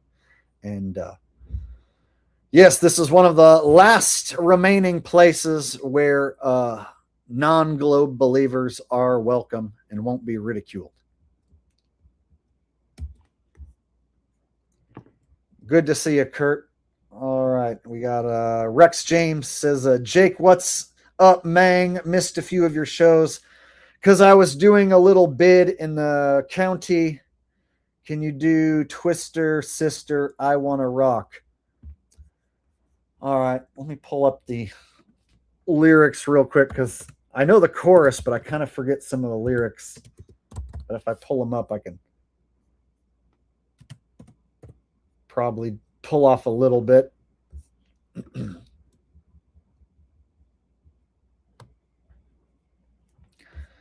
All right.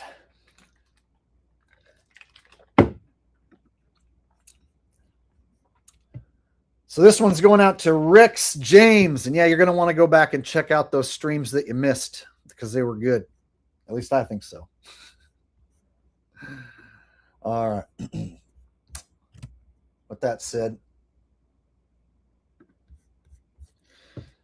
turn it down, you say, but all I got to say when you tell me time again, I say no, no, no, no. Tell me not to play. Well, all I got to say when you tell me not to play, I say no, no, no, no, no, no. So if you ask me why I like the way I play it, there's only one thing I can say to you. I want to rock, rock. I want to rock, rock. I want to rock, rock, rock, rock, rock, rock. I want to rock. I want to rock. There you go. Just for you. Rex James. All right. I don't think I've ever got a request to sing that one before. So I think you're the first one to ever request Twisted Sister on this program that I remember. There you go. And Curtis says, y'all are welcome. Thank you, Kurt. I appreciate that, buddy.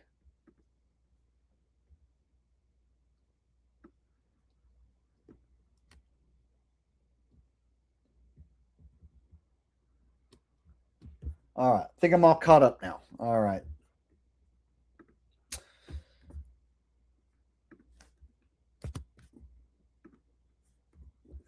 So let me get to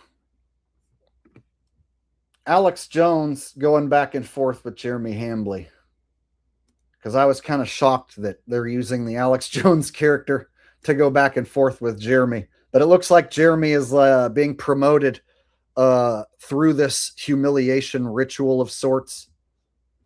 So Jeremy was called out as a cuckold, which is like a bit of a humiliation ritual. And he basically, by taking down the Kino Casino channel, is admitting that it bothers him, right?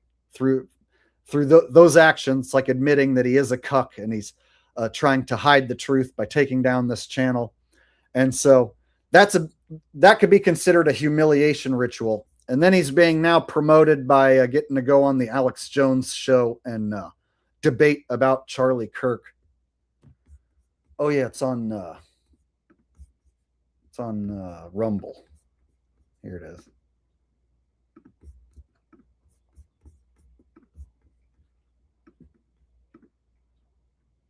Oh, you lost your audience. What butter really does to the body of someone with diabetes. That's why diabetes doesn't exist in Israel. It might. It's nanny, nanny, boo boo. Stick your head in doo doo. You can't come to the cool kid table in 5th grade. We don't want you at our Howard Lutnick, Jeffrey Epstein table. And I'm just like, when did you guys become 10-year-olds? I mean, seriously. I said, this is probably a bug. It needs to be fixed. This absolutely sucks. And I'm drawing attention to it. And you're like, no, everyone just stopped listening to you because you're anti-Iran war and you question Charlie Kirk. Look at the quartering. Let's scroll up. Maybe the Pakistani bots are asleep. Alex, as a daily viewer, I have personally tuned out since you've been on this "the Jews killed Charlie Kirk" nonsense. I'll tune back in when you come back to your senses. So here's Alex Jones reading Quartering's comment, and addressing him on his show. So that's when I realized, like, man, this Jeremy Hambly character is higher up the chain on the world stage than I originally thought.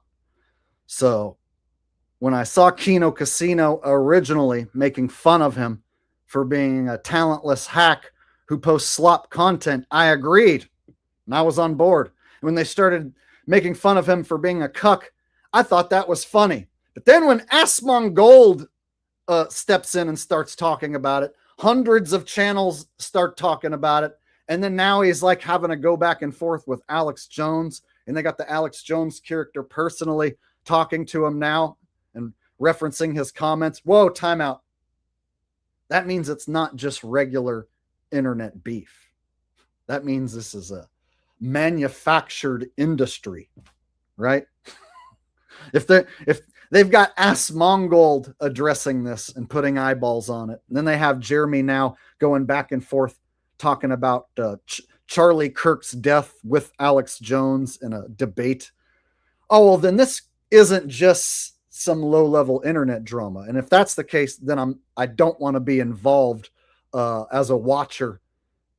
Like, you see what I'm saying? So now I no longer am watching it the same way. So I originally thought that these Kino Casino guys were exposing Jeremy Hambly a bit, and I was digging it. Now I'm like, whoa, no. This is something else. These Kino Casino guys, Jeremy becoming like the most hated man on the internet, and now he's getting talked about, called out by Alex Jones. Like, this is almost like some sort of humiliation ritual and then promotion and a pro wrestling style feud where they're all friends. They're all buddies on the inside, and they're churning out all this content and getting all these clicks, all these views, making the ad revenue, sponsorships, whatnot, right? Getting all these people to buy into the notion that there's a bad guy and a good guy. So yeah, it's like a pro wrestling style tactic to create a villain, Jeremy Hambly, and then you can turn around and have all these channels, the good guy channels, make fun of him and generate profit. So you need the bad guy there for everyone to make fun of. So Jeremy has agreed to be the most hated guy on the internet right now and be looked at as a cuckold. And his reward, oh, and he's also making it out like he's losing his house and losing all of his income. So I think through the humiliation ritual, he's also being promoted. So it's like while the most people right now hate Jeremy, he's being talked about more than ever. Strange how that works. What did my post have to do with Jews? I didn't say the Jews killed Charlie Kirk. That's what most of the internet thinks, and I've looked at all the angles. So I always love the straw men too. Hey, quartering, I'll give you $10,000. You can give me a clip of me saying the Jews killed Charlie Kirk. You hear that, guys? $10,000 if you can find a clip of him saying the Jews killed Charlie. Well, he just said it. So all you need to do is just take that clip and send it to him. And then he should owe you $10,000, right? So Jeremy could take this clip of him saying it, because technically he didn't put any rules. He just said, show me a clip of me saying the Jews killed Charlie and I'll give you $10,000. Well, he just said it. So you can just send him that clip, right? Anyway, so this set up a debate, a live debate between Jeremy and Alex. And then Jeremy posted that on his channel. So now that's what I'll show you guys next.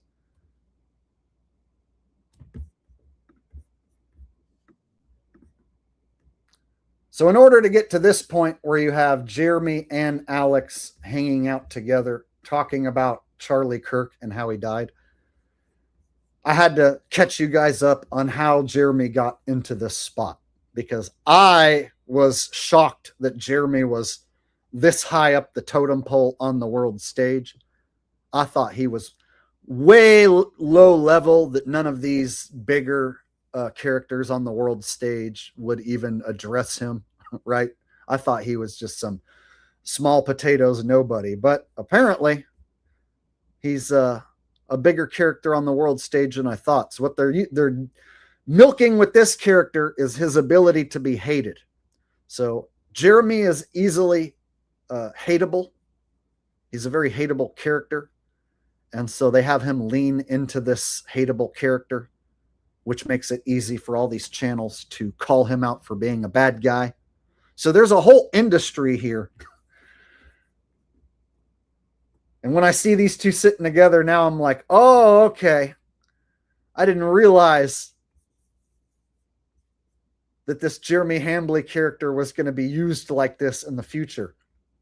So bringing in Jeremy of the Quartering, popular YouTube and Rumble commentator with millions of subscribers and owner of the coffee brand, coffee.com, and a apolitical coffee company seeking just to get people great coffee. So we're plugging for you, thequartering.com. And I like his show. I like his clips. Though if he's not taking Israeli money and not meeting with the prime minister of Israel secretly, and I'm not saying he is, he certainly is regurgitating the points, or maybe he just agrees with them. So Jeremy, good to have you on with us. Thanks, Alex. It's an honor to be on your show. And I appreciate you taking the time to have me on today and to discuss perhaps a small disagreement that we have. I think you're right. We agree on 98% of things. And I'm looking forward to this opportunity to try and hopefully refocus people, because I think there's a lot of infighting right now going on the right, whatever form of the right you want to talk about. And, you know, after Charlie Kirk was assassinated brutally. See there? So Jeremy states that he agrees with 98% of what Alex says. And what comes out of his mouth right after that?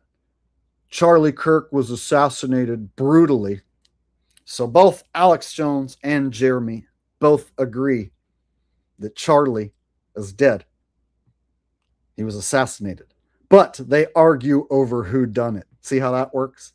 So they're going to come together and debate over Charlie and how he died, which assumes the premise that Charlie's dead. See how that works?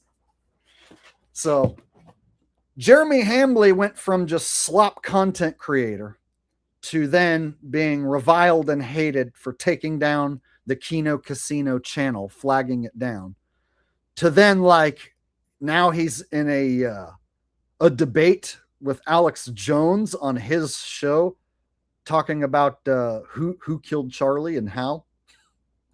Very strange how that works, right?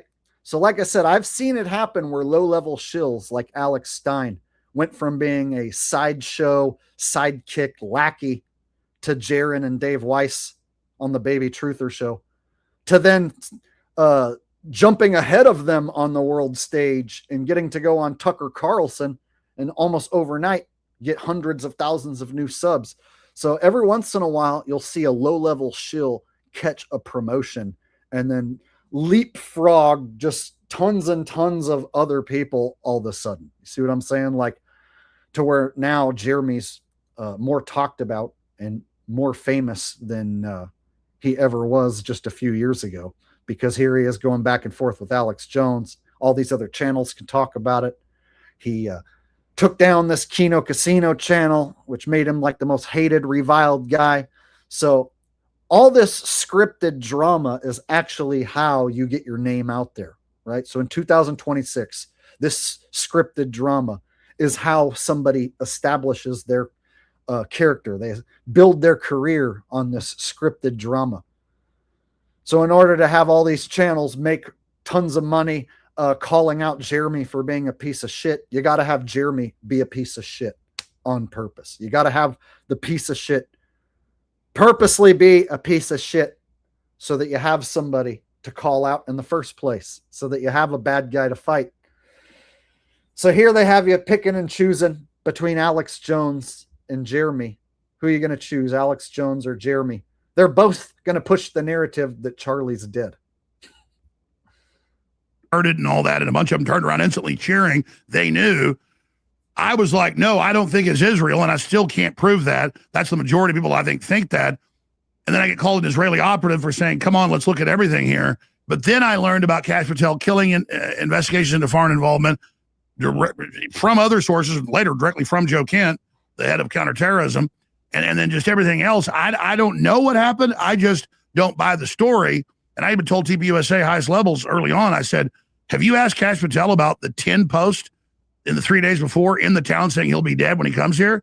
And then they celebrated it. And he said, yeah, we think they might have known, but we can't convict them, so we're not going to go after them. Well, so at no point in this conversation are they going to talk about the whole thing being scripted, right?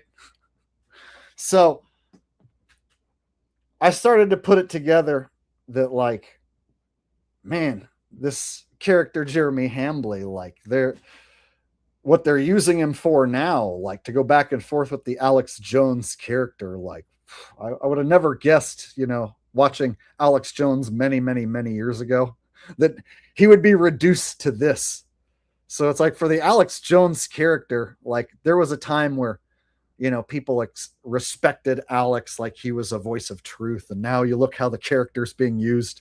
It's like some replacement version of Alex Jones having a scripted debate with Jeremy Hambly, who's reviled for taking down the Kino Casino channel because they called him a cuck.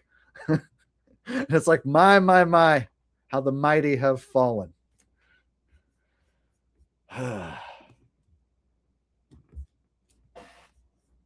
All right. Got Rex James saying, Jake, have you seen the video of Will Ferrell interviewing George Bush as George Bush? Did that come out a long time ago? I feel like I saw that maybe a long time ago.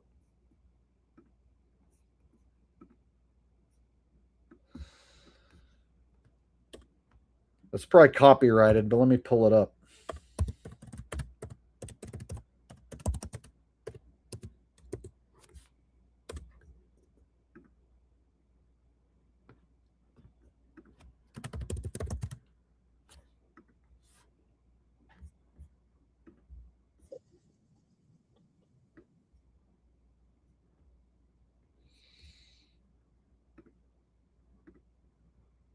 Trying to find a video where they meet.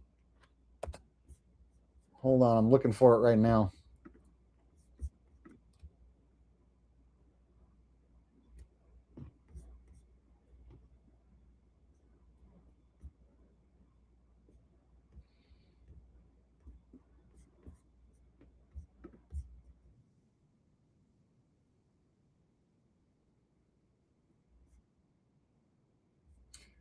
Yeah, I'm not sure exactly where the video is that you're talking about, buddy. A reliable source, my gardener, Gilberto Dimondio, identified a head gopher who I named Ardilla because that's Spanish for gopher. And it's also real fun to say. Then last August, after years of painstaking work by my white staff and my Mexican staff, I was briefed on a possible lead to Ardilla. We found out he was hiding deep inside a hole just 100 yards north of the jacuzzi hot tub area. That's pretty good. Yeah. I like when he met Chad Smith from the Chili Peppers, because I think Will Ferrell just naturally looks a lot like Chad Smith, the drummer from the Chili Peppers. So I actually think that that one is funnier.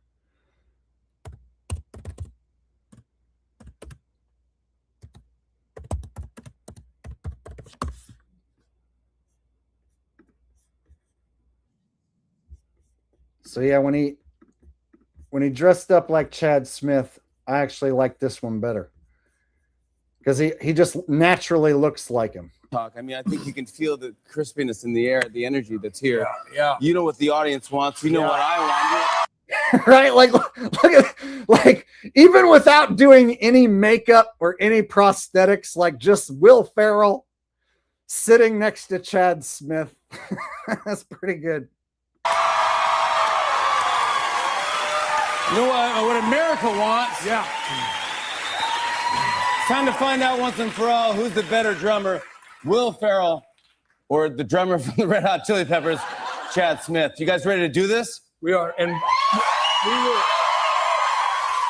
we were tricking you that whole time. This is Chad Smith, and I'm Will Ferrell, actually.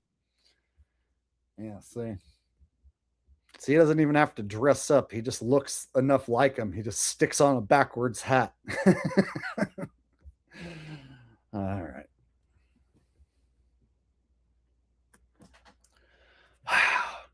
Lucky him, see? He gets to look like somebody that's cool, right? A drummer in a rock band, whereas like, oh, who do I look like? Fucking Pastor Will Duffy or somebody, right?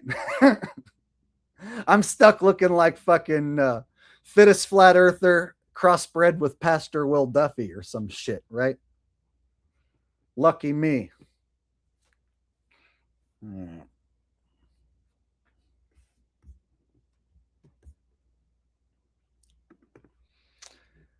Kurt says, I bet Jeremy has had bad content on his hard drive.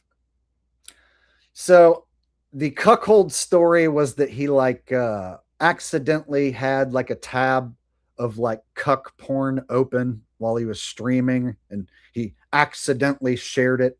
And then they tracked down one of his like biggest supporters to being in a cuck and bowl group, or several different groups. So they like tracked down one of his supporters and found that he was part of like all these cuck and bowl groups. And then they found out that Jeremy specifically hangs out with this guy.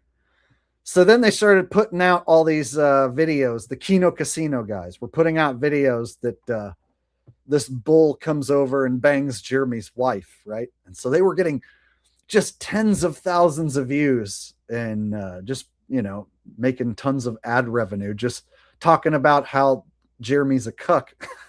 And then their channel was just blowing up. So then when Jeremy supposedly flagged down their channel, that was what set the wheels in motion for him to become so hated and reviled. But looking back now I see like, oh, okay, that was the catalyst to get him to be the most hated guy on the internet right now. And then they can stick him on there with Alex Jones and have him debate Alex Jones, and people actually know who he is, right? So yeah, as far as Jeremy is concerned, he's a crisis actor and another world stage actor higher up the chain than I originally thought he was. And he's in the process of being promoted if they're going to stick him on stage with Alex Jones. Like, this is how you get promoted nowadays. Shit. 1 second. Let me pull up that video with him and Alex Jones again.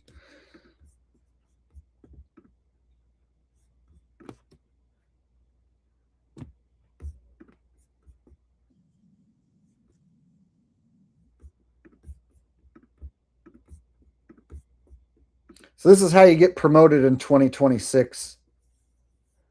You hang out with a world stage character and you discuss theories about how Charlie died, right? And the one theory you're not going to discuss, the one theory you're not allowed to bring up, is that all of it is scripted. Patel do that. So I'm in the middle here, not on purpose. I'm usually decisive, but this is such a quagmire, such chaos, that I've criticized a lot of the stuff Candace has said, Egyptian planes and Fort Huachuca, and I get called, but then I've also criticized, people saying, oh, no, it's all open and shut when there's a lot of problems. I mean, so that's where I'm at. Well, I think where I'm coming from, and obviously the bot conversation was not about. All right, so they're going to pull up the actual video of Charlie and his squib, which I'm not looking to get my stream flagged or taken down or demonetized. So one thing that Quartering does show there, he does show the actual video of the squibbing of Charlie, we'll call it. And so I'm not trying to show that part and then get my stream flagged or whatever.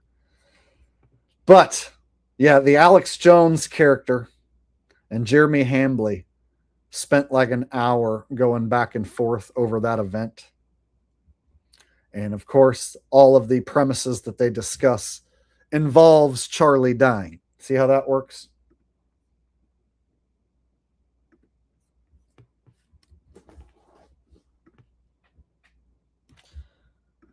Kelly says, Asmongold, aka the alien from Men in Black, is full of shit.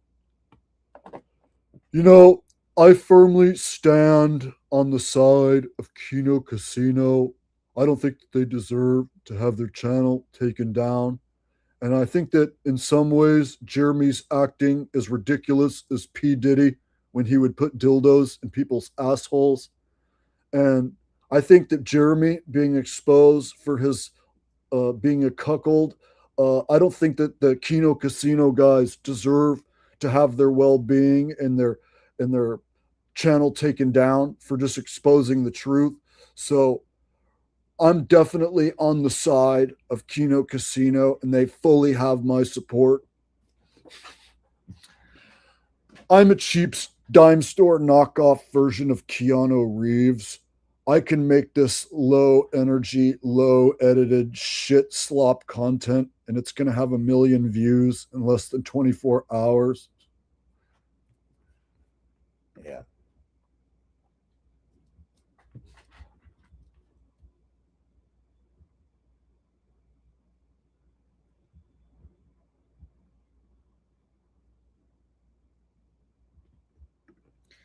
Uncle Remus says, I unsubscribe from channels that believe the Charlie Kirk shot dead, like the Trump ketchup ear skit.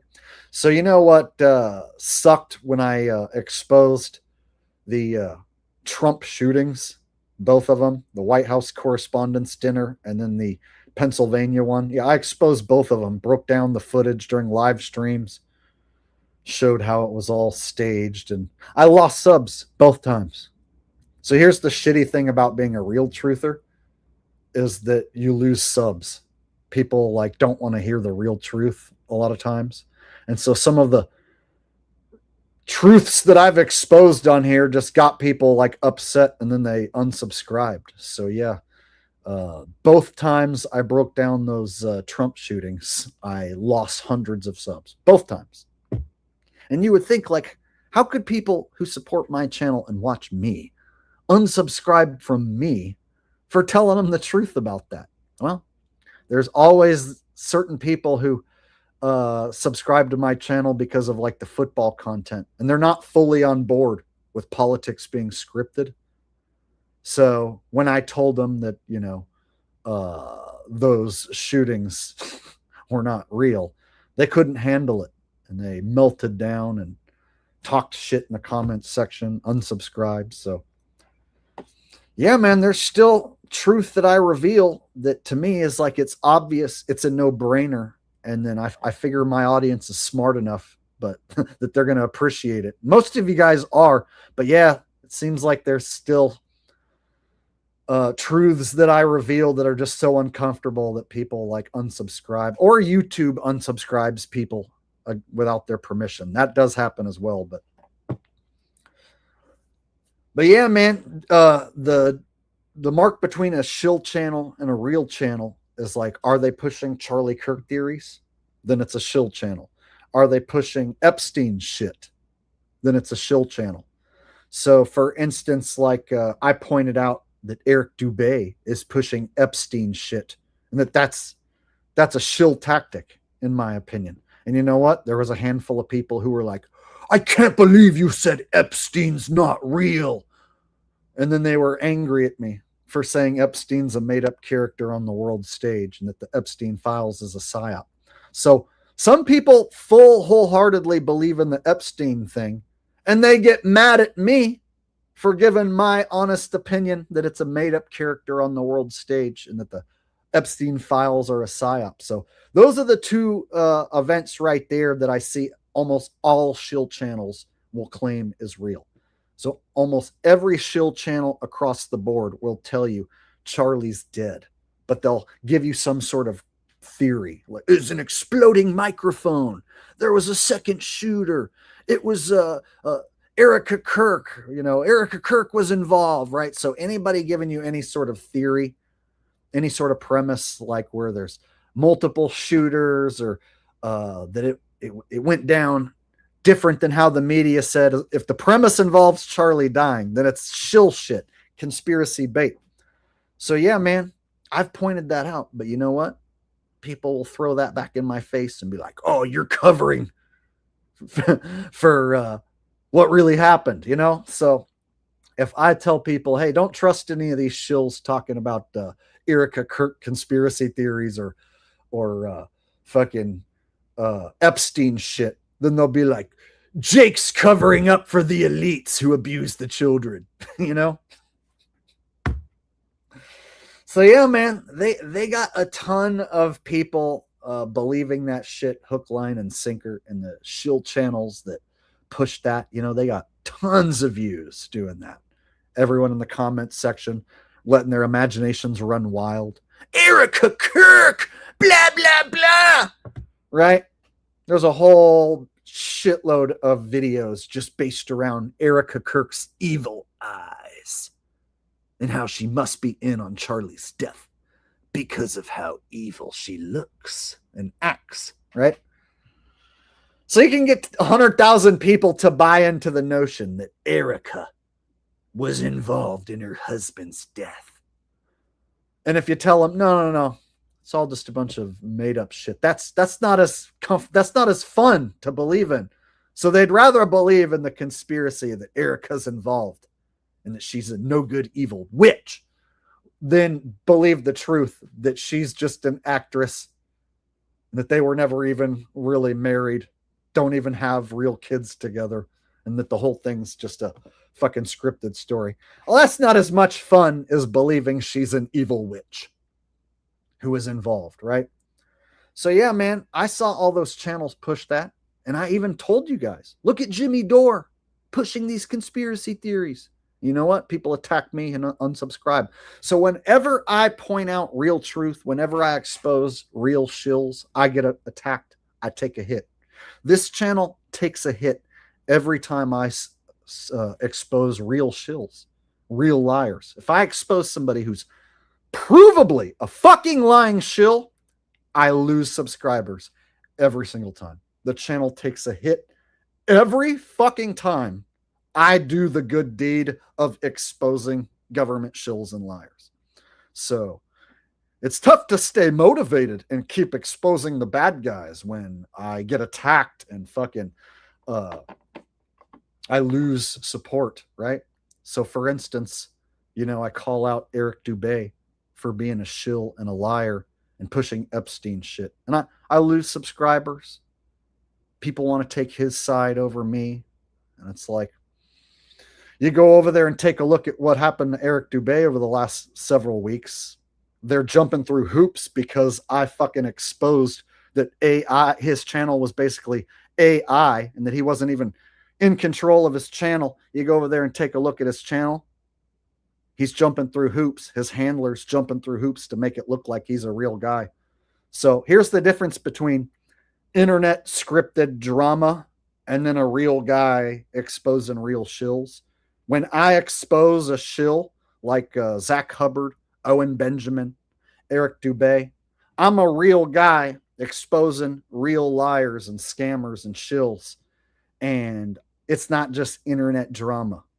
So there's a difference between Alex Jones versus The Quartering, or Kino Casino versus The Quartering, right? So that's like scripted internet drama. Whereas if I show you that Eric is purposely pushing disinformation, that's not the same. That's not drama. That's not internet beef. I'm not just doing it just to get clicks, right? And every time I do it, my channel takes a hit.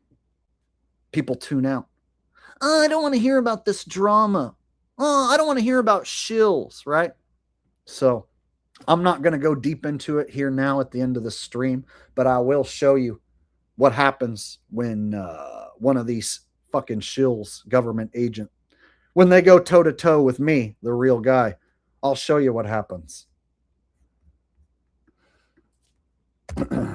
So I made the claim like 3 weeks ago that the Eric Dubé channel appears to be handled, that he's not in control of his own channel, and that it's run by AI in some cases. Like there's full-on AI videos of Eric where the real Eric isn't even involved. They can just take a sample of his voice, have the AI Eric read the script, and then put some images, still shots, and video clips on the screen, upload that the real Eric doesn't even have to be creating content. So ever since I pointed that out, here's what happened.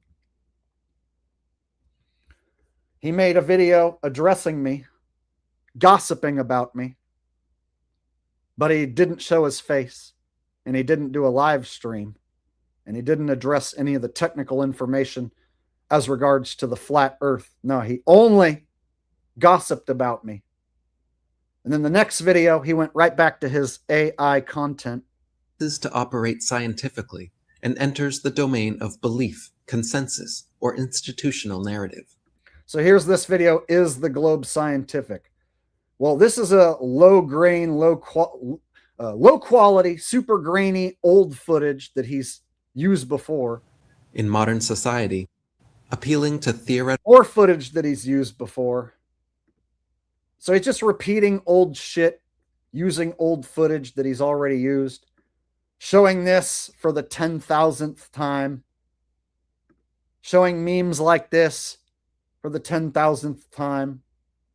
So I would argue that this type of stuff is extremely low effort, low quality. If you're going to have an AI version of Eric in an AI video, this is the type of stuff that would be showing. Is a near zero pressure vacuum. No solid barrier or membrane exists between them, and the interface is maintained solely by gravity. So I called his channel out, that he's not really in control of his own channel. He's not a real guy like me. He doesn't go live, do what I do.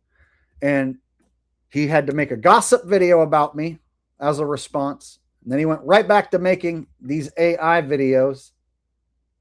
And then the last thing he did 3 days ago, he does this interview with this lady, but it's taped. So a taped interview with this lady who nobody knows, right?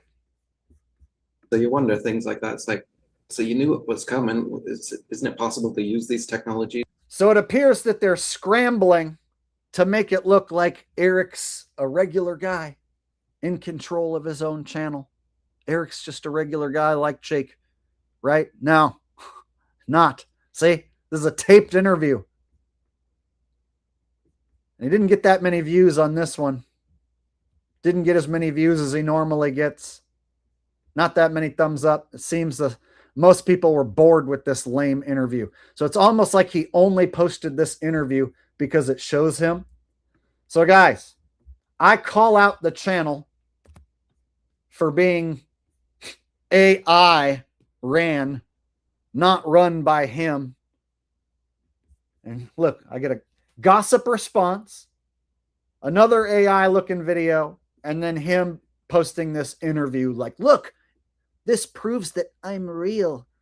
I'm going to prove that I'm a real guy. Some tipping point where everyone's just like, no. Sitting with my legs folded, I'm going to do an interview with this lady who no one's ever heard of. And this is going to prove that I'm a real guy like Jake the Awake. And even down the last 6 years, particularly in the first year of kind of like looking into, well, the truth about pretty much everything. So 2.5 hour old interview. So anyone who pushed that narrative like, oh, Jake and Eric are in a beef, or oh, Jake and Eric are in on this together, or Jake and Eric are like promoting each. No. Here's what happened. I done called out his channel for not being legit, being controlled by someone else who's not him. And I called him out for never going live, never doing any sort of activism, just not being human, you know? And so they had this character with Eric Dubé gossiping about me, who no one's ever heard of, named UV and E, who was like Eric's boyfriend, gossiping with Eric about me. And then he showed up over here and started defending Eric during my entire stream. So check it out. Not only do I got them jumping through hoops, trying to prove Eric's a real guy.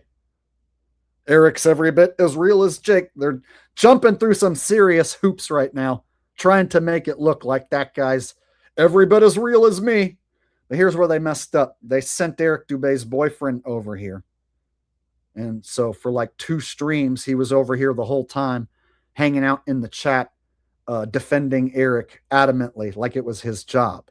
And he stayed in the chat and argued with every single person in the chat who had anything negative to say about Eric. And then he showed up to the comment section and would argue with anyone in the comment section after the stream was posted. He would argue with anyone who had anything negative to say about Eric. So he was monitoring this Eric Dubé's boyfriend guy, who no one's ever heard of, just showing up to my stream, monitoring my comment section, looking to defend Eric's honor like it's his job. So he spent over 4 hours defending Eric one night. Then the next week he was back doing the same thing.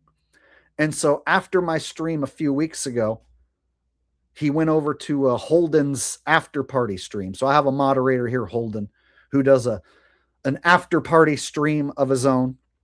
And so Eric's boyfriend, Eric's handler, whatever it was, his personal defender, he was over here for 3 hours, and then he spent another 3 hours with Holden. So it was like about 7 hours that he put in just nonstop Eric Dubé defense.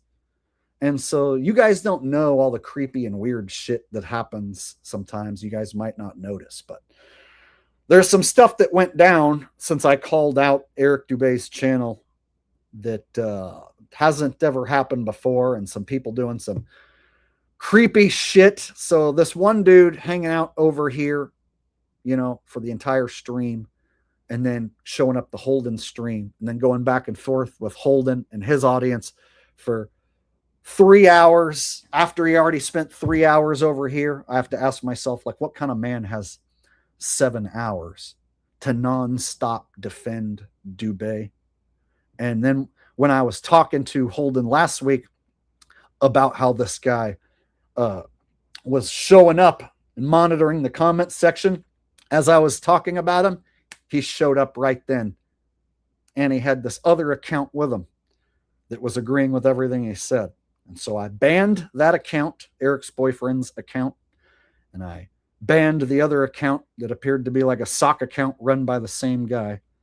And so in tonight's stream, hopefully he hasn't come back with any other accounts, but I personally took steps to keep the chat free from these annoying twat bags who were showing up specifically to defend Eric nonstop. And so some of you guys might think that like, oh, I don't want to hear about this shill stuff. I don't want to hear about this drama.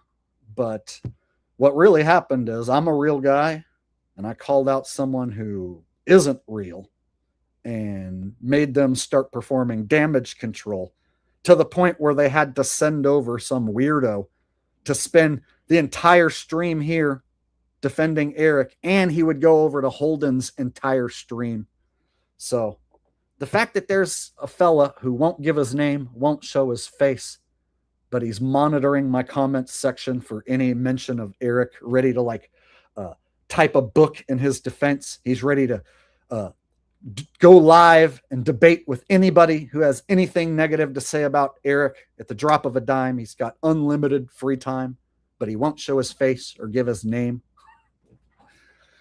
So yeah, some weird shit went down behind the scenes. So I don't want to spend too much time talking about that tonight, but I just want to let you guys know that if you see me expose a scammer, liar, what I call a shill, it's not just internet drama or beef. And I'm not just doing it for clicks, right? I believe that bad guys need to be exposed. I believe that it's what I was put here to do, was expose the truth.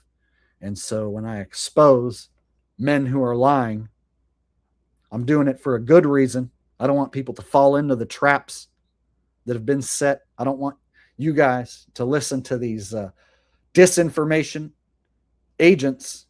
So when I start calling people out and I have a what appears to be a feud, I'm a real guy calling out what I believe to be a real liar, a real shitbag. And so it's real when you see me doing it. Whereas when you see Jeremy Hambly versus Alex Jones debating about how Charlie died, yeah, that's scripted beef for clicks. So there's a fucking difference. So I've seen the narrative get pushed that like I'm just creating internet drama or whatever. That's not the case at all. Not the case at all. So tonight, I wanted to show you guys a clear example of what manufactured internet drama looks like between Jeremy Hambly and Keno Casino, and Jeremy Hambly and Alex Jones. That is manufactured internet drama, and they're making a lot of money. Whereas I don't make that much, and I take a hit every time I do this. I lose subscribers. I lose audience every time I expose shills. So with that said, I might need to back away from time to time and talk about some other subjects. So you might see me go months without talking about Zach Hubbard or Owen Benjamin or Eric Dubé. You might see me go several months, maybe even, a year, not talking about these guys. And then I might circle back and talk about them again. That's because a lot of these characters continue pushing the same lies, pulling the same scams. And I don't want people to fall into those traps. And I know a sector of my audience is subscribed to some of these shills. And so I don't want to see people who are subscribed to me and some of these scammers and shills. I don't want to see you get lied to and taken advantage of. And I don't want to be compared with these characters. I want there to be a line in the sand, a definitive line between me and them. There's me and what I do, what you've seen me do here tonight, and then there's those guys and what they do. And there's a major difference. All right.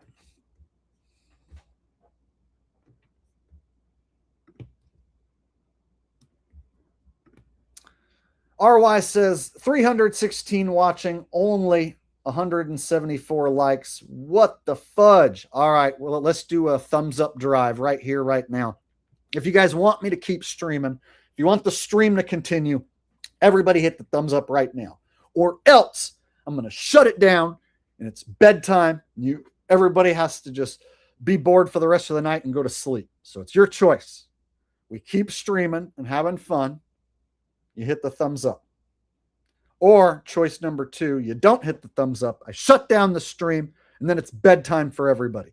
So what's it going to be? Thumbs up and we keep the party going? Or no thumbs up and I shut the stream down right now? What's it going to be?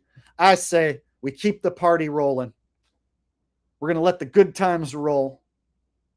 I've only been on here for 2 hours, 20 minutes. I'll go a little longer. We can even do some open chat, talk about whatever you guys want, but only if everybody and their mama right here, right now hits the thumbs up. Do it. I want every single person watching live right now to hit the thumbs up, and that will motivate me and inspire me and invigorate me to continue.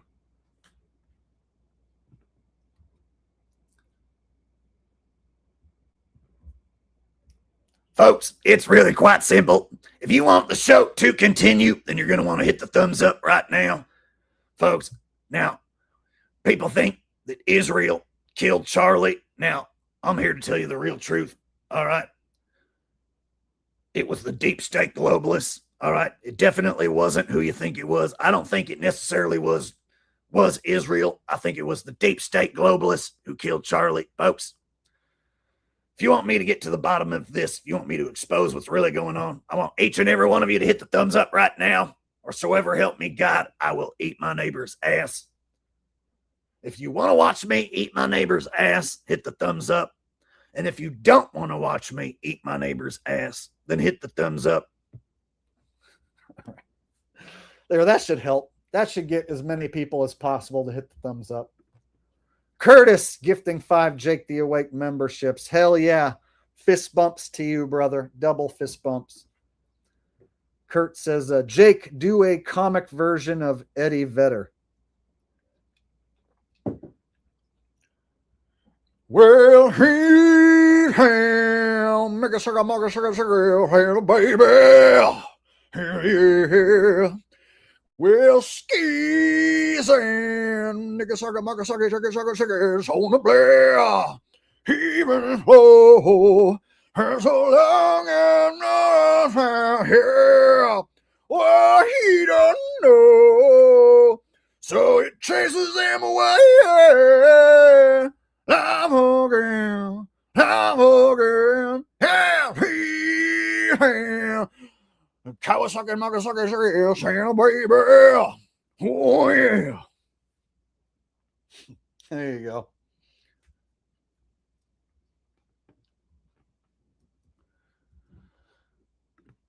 Lint Away Air Duct Cleaning said, everyone, please pray for me. Tough day medically. All right.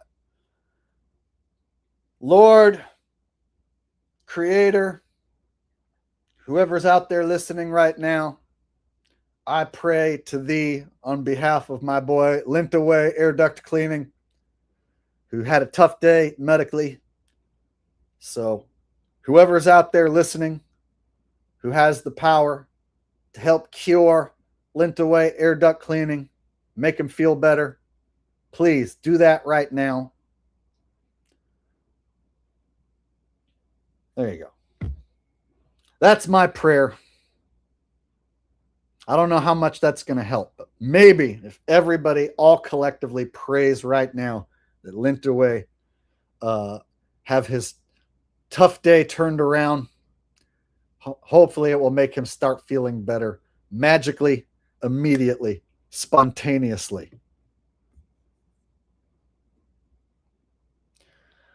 Thank you for the super chat, buddy. And I sincerely do hope that you start feeling better as soon as possible. You're a longtime supporter, watcher of the stream, and your channel name, Lint Away Air Duct Cleaning, has led to several funny bits and jokes over the years. So I appreciate you being here, and I'm glad to have you here in the audience for another stream, buddy.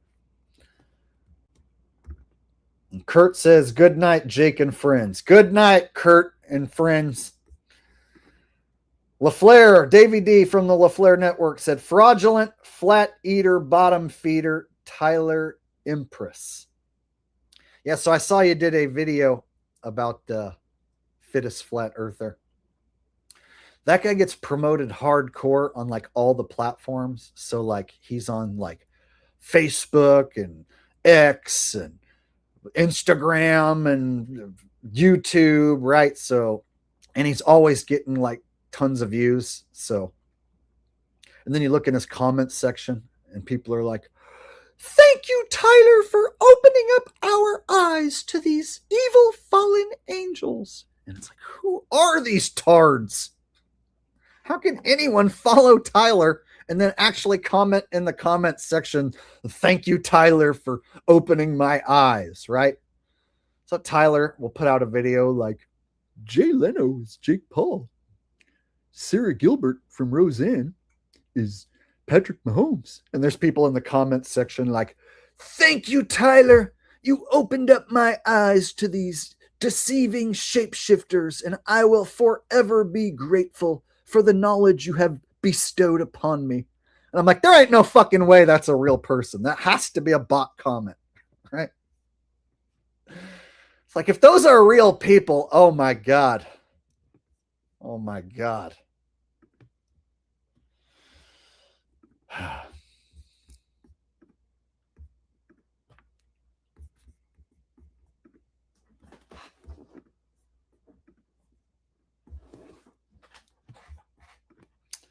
Jack P. Nimble says it's crazy how much fittest flat earther gets promoted. Well, it's not crazy when you look at it from the aspect that he's a shill who pushes like diarrhea slop content, like where he makes claims that, you know, Sarah Gilbert is Patrick Mahomes. Like, if you look at what he's claiming, he should instantly be the laughing stock of the internet and nobody take him serious.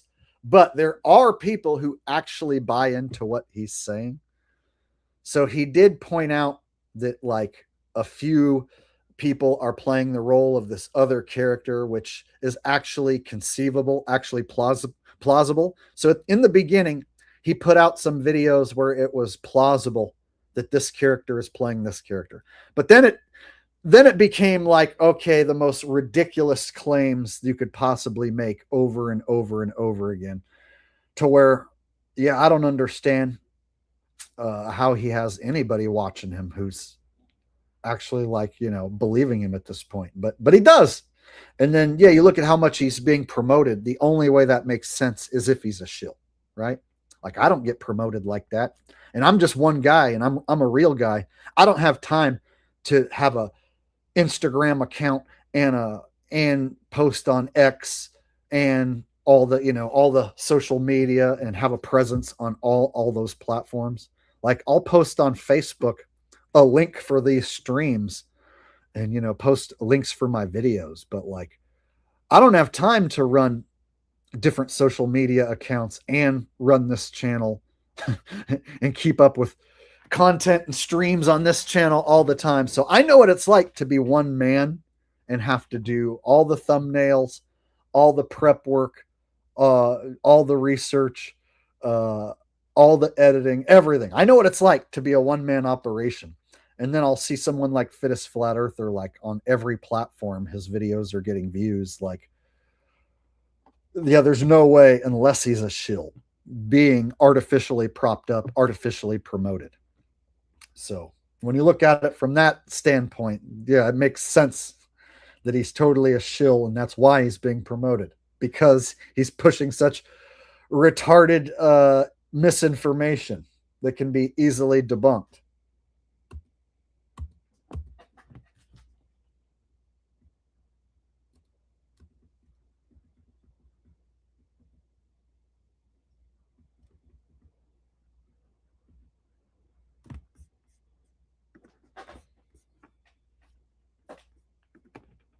Carl Whitaker said, who's ODD beefing with now?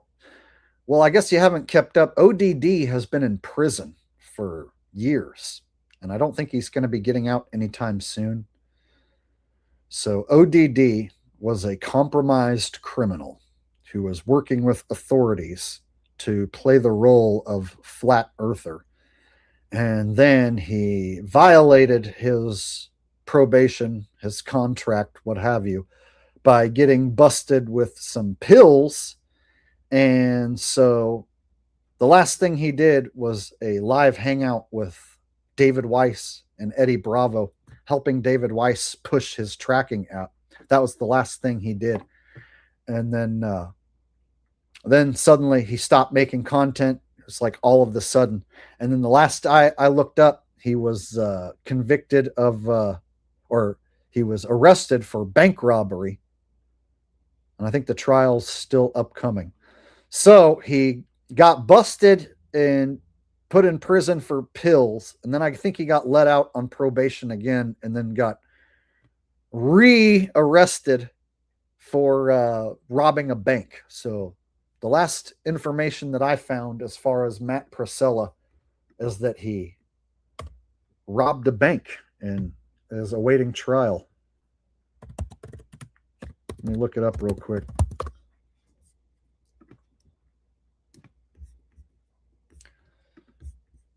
So this is the only information that I can find as far as Matt Priscilla, FBI Denver. Says, remember this guy? We got him. Matthew Priscilla was arrested and federal charges are pending. He has also been tied to July 25th robbery of BMO Bank on East Yale Avenue. Thanks for the help. Oh, shit. Anyway, so yeah, this is the last that I've heard. And being he hasn't showed up on his channel in years, I'm guessing that he's locked up. So I don't know who I guess he's beefing with Bubba. I couldn't tell you for sure what's happening behind bars, but if I was to guess, he's beefing with Bubba right about now.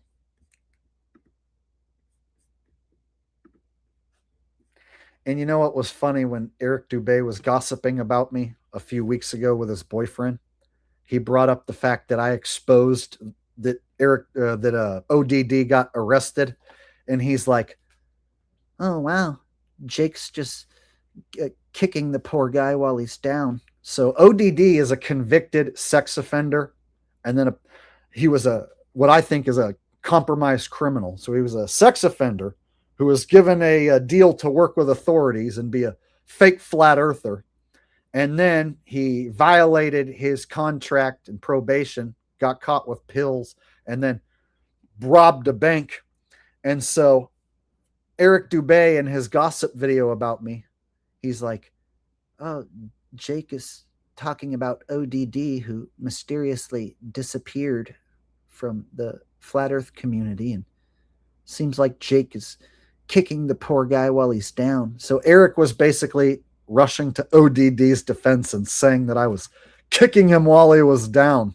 Talking about a guy in prison for bank robbery who was a convicted sex offender. But according to Eric, by me showing you where he's at now, by me telling you like what happened to him, I'm kicking him while he's down.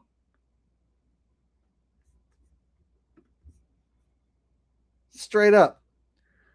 Got Eric Dubé gossiping about me, taking the sides of a convicted sex offender.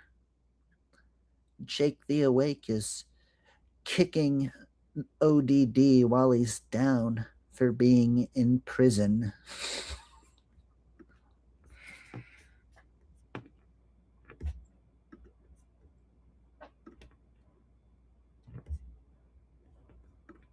True Metal Jake said, "I might have missed it, but what is your take on Candace Andrew Wilson debate?"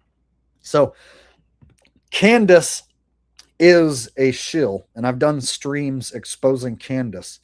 So Candace is like the main person pushing Charlie Kirk conspiracy bullshit. So she never once talked about how the whole thing is scripted. Never brings up the possibility of it being staged. So she gets millions of views pushing conspiracy theory bait And a lot of her conspiracy theory bait points the finger at Erica Kirk.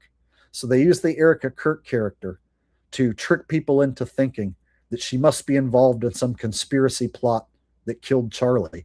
And then they use Candace Owens to popularize those conspiracy theories. So Candace Owens is an actual conspiracy theorist who pushes bullshit government-approved conspiracy theories.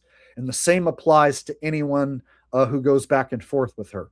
So Alex Jones will go back and forth with Candace. Tim Pool will go back and forth with Candace, or Nick Fuentes, right? So any of these characters who call out Candace and then they argue about how Charlie died, they're no different than she is. They're shills pushing government-approved conspiracy theories. So the one theory that they're not allowed to talk about is that it's all staged, right?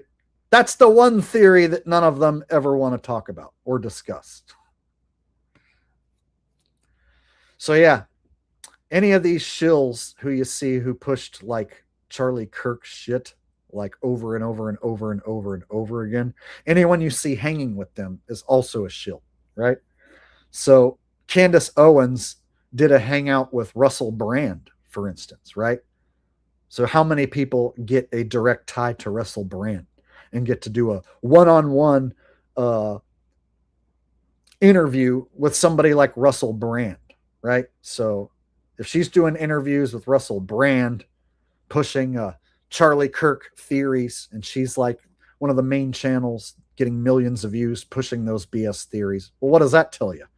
Anyone affiliated with her is a shill just like she is, right? So yeah, I did a few streams calling out Candace a while back. So if you were to scroll back on my live stream list, you'll see Candace in the thumbnail. So yeah, back when, I don't know, 4 or 5 months ago, when like every single stream she was talking about Charlie and making some sort of insinuation about Erica Kirk being involved. I did a couple different streams talking about how like that's precisely what her character was used for, is to popularize the theory about how Charlie died. And as long as they keep you talking about Charlie being dead, no matter who done it, no matter how it was done, as long as you accept the premise that Charlie's dead, then they got you right where they want you. So if you don't believe the official story, they got the alternative story, the government-approved conspiracy theories. So as long as you're rolling with any of the theories that involve the premise where Charlie's dead, they got you. LaFleur says fraudulent flatty. Oh, wait, I already read that one. RY wants Roseanne demanding we get closer to 300 likes. How many likes do we got right now? Let me refresh my page and check. Okay, on my end, it says we have 243 likes and 300 watching. So everybody here right now who hasn't hit the thumbs up button, hit the thumbs up button right now. Let's get over 300 likes. Let's do a thumbs up drive. Got 300 watching. All we need is like 60 thumbs up, right? So everybody and their mama right here, right now, hit the thumbs up. And if you have a separate account, you can quickly log into that account and then hit the thumbs up over here. That'll help too. So yeah, don't be a fucking commie and hit the thumbs up right now. Becky, get down here and hit the thumbs up so we can reach our goal of 300 thumbs up. You know, I was telling Richie the other day that you know, we've helped cure so many people from the Chinese nano AIDS that we deserve like some sort of like fucking award ceremony. Donald Trump needs to invite us on television and give us like some sort of fucking medal for getting rid of all the Chinese nano drones inside people's asses, you know. Darling, get down here. Hit the thumbs up. There you go. That should help get me to 300 thumbs up. Now watch, the thumbs are going to go down. That would suck if I just made the thumbs go down. All right, we're up to 252. So we're getting closer. Come on, guys. Thumbs up drive. The stream's not going to be lasting much longer, so before we shut it down, before we end the stream, let's reach a goal of 300 thumbs up. I'd really appreciate that.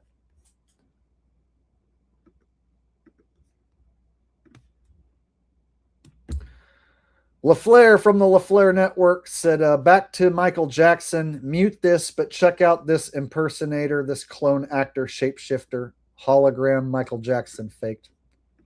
All right. I'll check it out right now.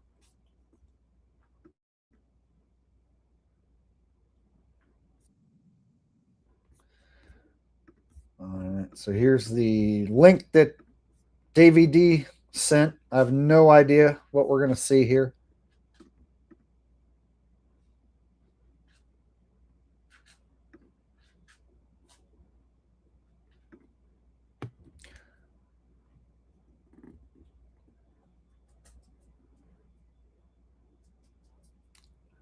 You can definitely tell it's an impersonator. This looks like what, like a Las Vegas show or something?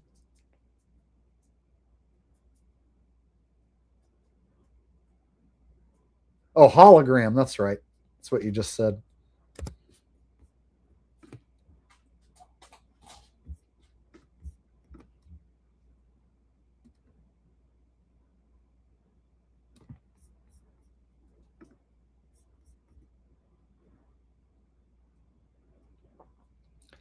Yeah, this just looks like what you would see at like a Michael Jackson tribute show at Las Vegas.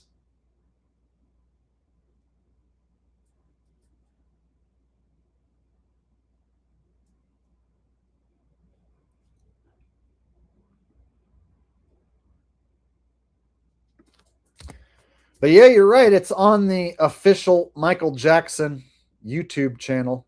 I wonder if Michael Jackson, the real Michael, runs this channel. Just kidding. But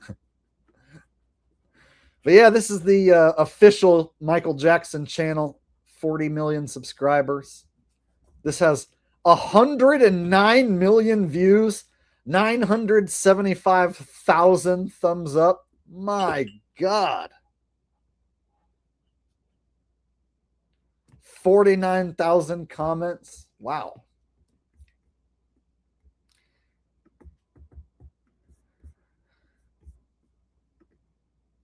Yep.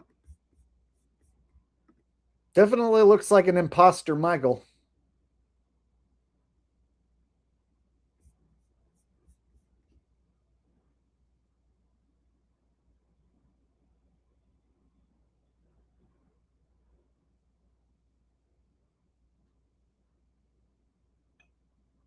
The dance moves don't quite seem Michaelish. I don't know. It's like they're Michael Jackson dance moves, but it's not quite as smooth as like 1980s Michael.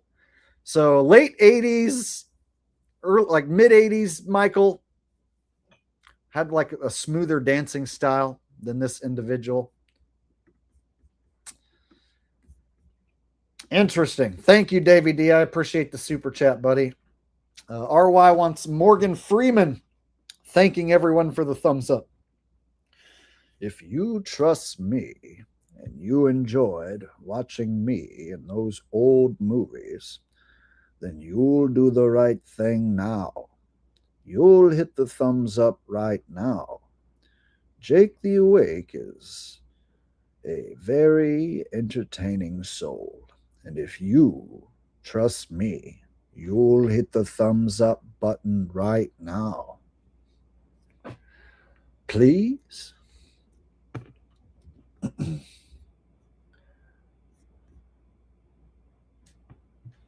I want to thank you for hitting the thumbs up button on my behalf.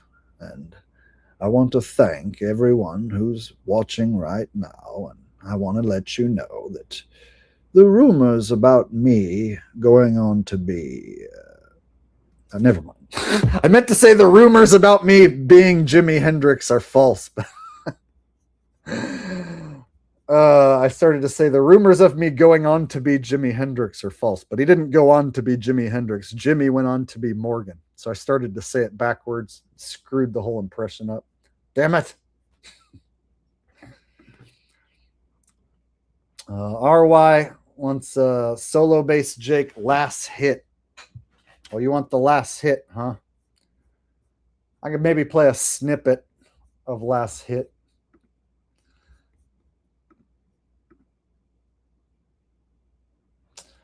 I think I can maybe find a version you haven't seen. Like an old open mic version.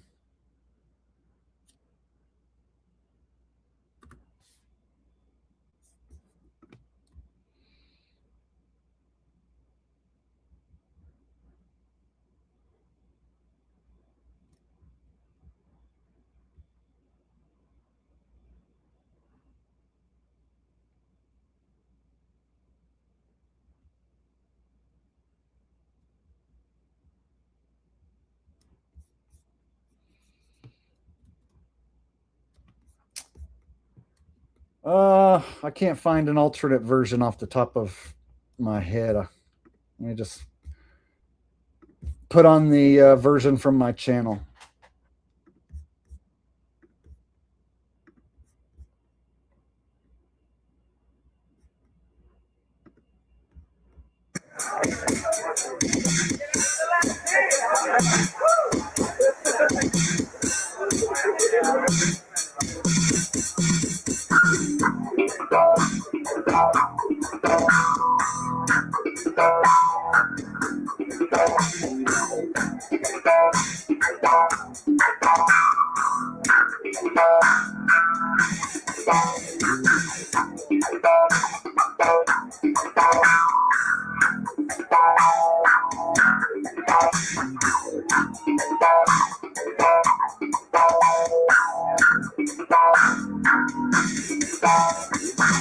I waking back up in the morning and I'm off to class. Gotta hit the highway, I was skipping, y'all. Hauling some ass stuck in the parking lot. Well, I can't find a spot. I'm working in the handicap and hope I don't get caught. Trying to get the last hit. Trying to get the last hit. Trying to get the last hit. This has been straight to tell you from my overseas. I grow my own trees and feed the disease. I'm only using top-notch seeds. These dirty deeds be the business deeds. Take the last hit.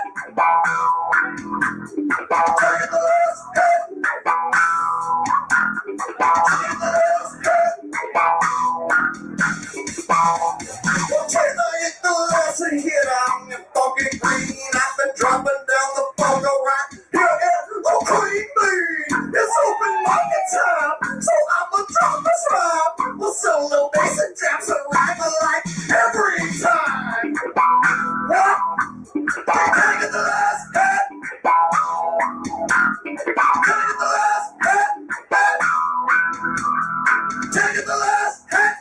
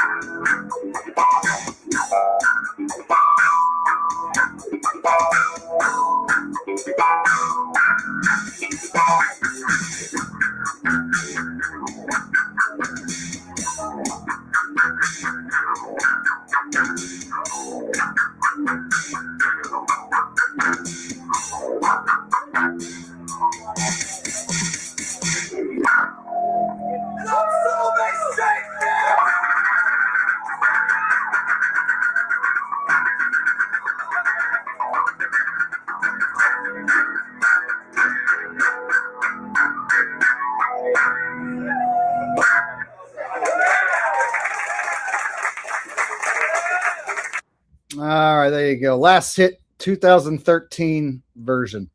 I'll try and find one of my older open mic versions where I play it, because I played that song several times back in the day at that same open mic. So I have other different versions. Anyway, but that one's on my channel, on my playlist for Jake the Awake music. So if you ever want to listen to any of my music, there's a playlist on my channel called Jake the Awake Music, and it's got all my different music videos on there and several different live performances. So go check that out at your leisure there. All right.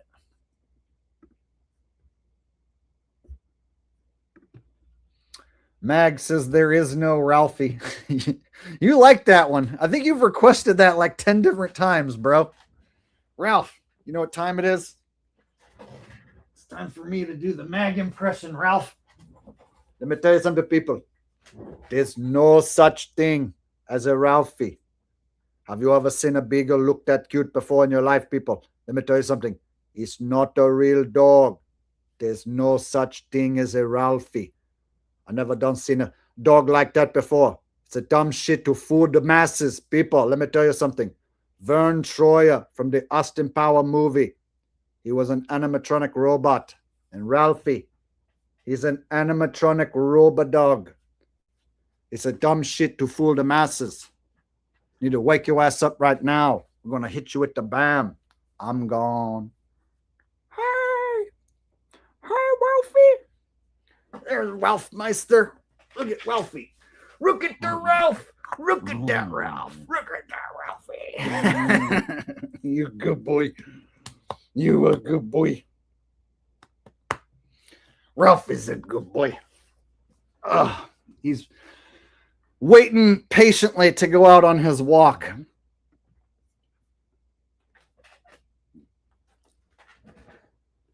Oh, shit. It's got a leg cramp. Ow! Oh, fuck. Got one of those leg cramps that won't go away unless you stand on it. Oh. Ow. All right. Hold on. Hold on. Now he wants to go. He heard me say the word. Now he wants to go out. Look at this. What? What do you want? What do you want, Ralph? I know what you want. I know what you want, Ralphies. Hold on. We'll go out in just a minute. Let me finish up my stream. Hold on. Hold on. Let me wrap it up and then we'll go out. All right. Sweetest Tea says Richie from Boston taking Ralphie for a walk and his bladder is full after a stream. So I had the honor of taking the cutest beagle out for a walk. And I was watching the Jake the Awake stream. And then I saw him walking his beautiful dog. And I started walking and talking. And I must say, Ralphie is the absolute most beautiful beagle I have ever seen. In fact, I asked if Jake the Awake would be willing to breed his dog Ralphie with a female beagle of my choosing so that I can create a pack of beagle pups of my own. So I actually might be interested in some of these perfect beagle genetics. Because let's face it, if I was going to create a perfect beagle breed, I would have to start with the most fine example of a beagle anyone's ever seen. And of course, Ralphie, Jake the Awake's beagle, is of course the cutest beagle I have ever laid eyes on. So that's what we're going to do. We're going to take this dog right here, and we're going to take his sperm, and we're going to create a new super species of extremely cute beagles. None of that's going to happen, you guys. Richie's talking out of his ass. None of what Richie's talking about is going to happen, huh? No. Huh.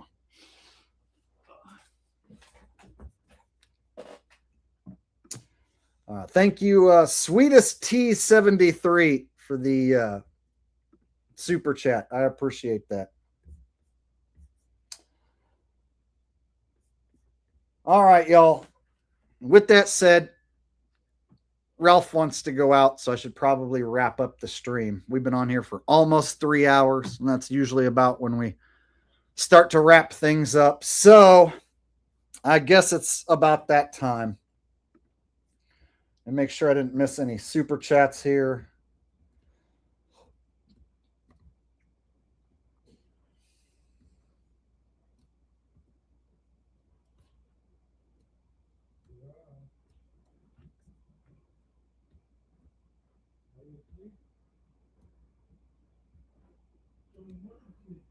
All right, looks like I got all the super chats that I can see. All right. Sunflower says, Ralphie is the boss dog. Yeah, I need to go out and create some videos and include Ralph in the mix. I haven't put out a video in a while, so I need to go out on a walk and talk about something, and I'll try and include Ralphie in the footage so that he can make some appearances on the channel more often. So, yeah. Thank you guys for hanging out with me tonight. Thank you guys for all the super chat love. Lots of donations came in tonight. And then I'll go back and watch the replay and read all the comments and stuff. So while I'm doing the stream and showing the clips and running my mouth, I can't always see what's going on in the chat, and I can't always read all the comments. But when I go back and watch the replay, I totally can see what's going on in chat and read all the comments. So that's what I'm going to do later on tonight or tomorrow. I'll watch the replay and I'll see who all was here and what all was said. So if you did participate here, I will notice and I will read whatever that you put in the live chat later on. And then once I end the stream, then of course you can leave comments like regular. So all right, with that said, you guys, I'm going to get off here. Looks like I got one last super chat coming in from Kelly. It said Penguin 6 and Asmongold review Moonwalker video game. All right, let me try and pull up some Moonwalker video game footage. Let's see what I can do here.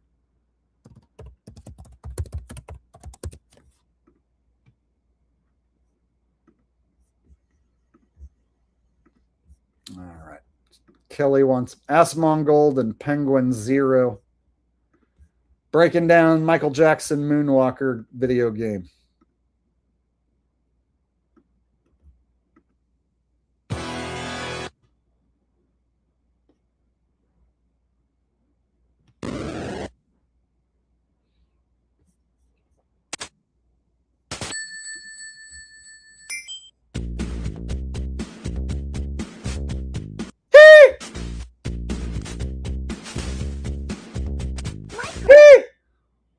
You guys, I thought this was a joke, but I actually went and looked it up, and there actually was a video game where you could play as Michael Jackson. This is fucking hilarious, you guys. I've actually been up all night playing this game, Michael Jackson's Moonwalker.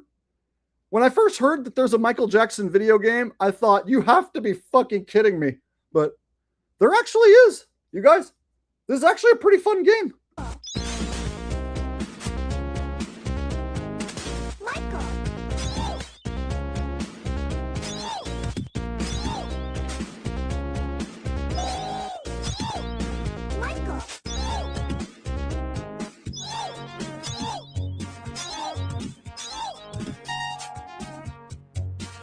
Oh my God, you guys. Is that like a kid?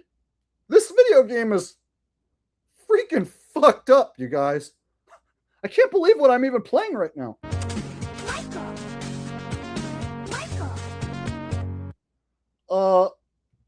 This is kind of sketch. I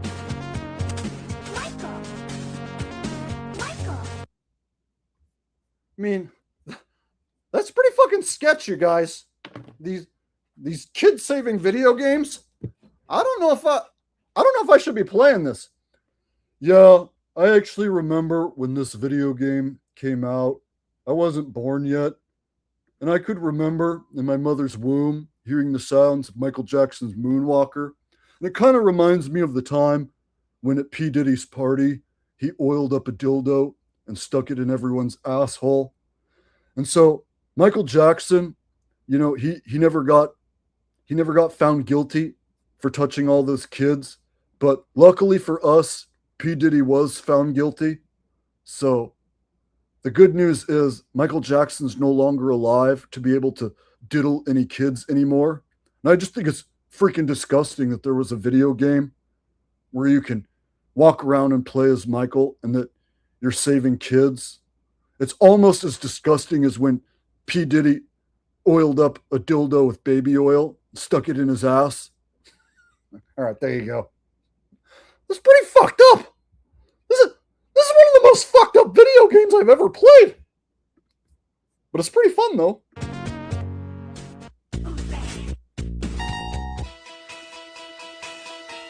All right, low-key, I kind of want to keep playing this video game until I beat it. But I don't want to look like a freaking weirdo for playing a Michael Jackson game.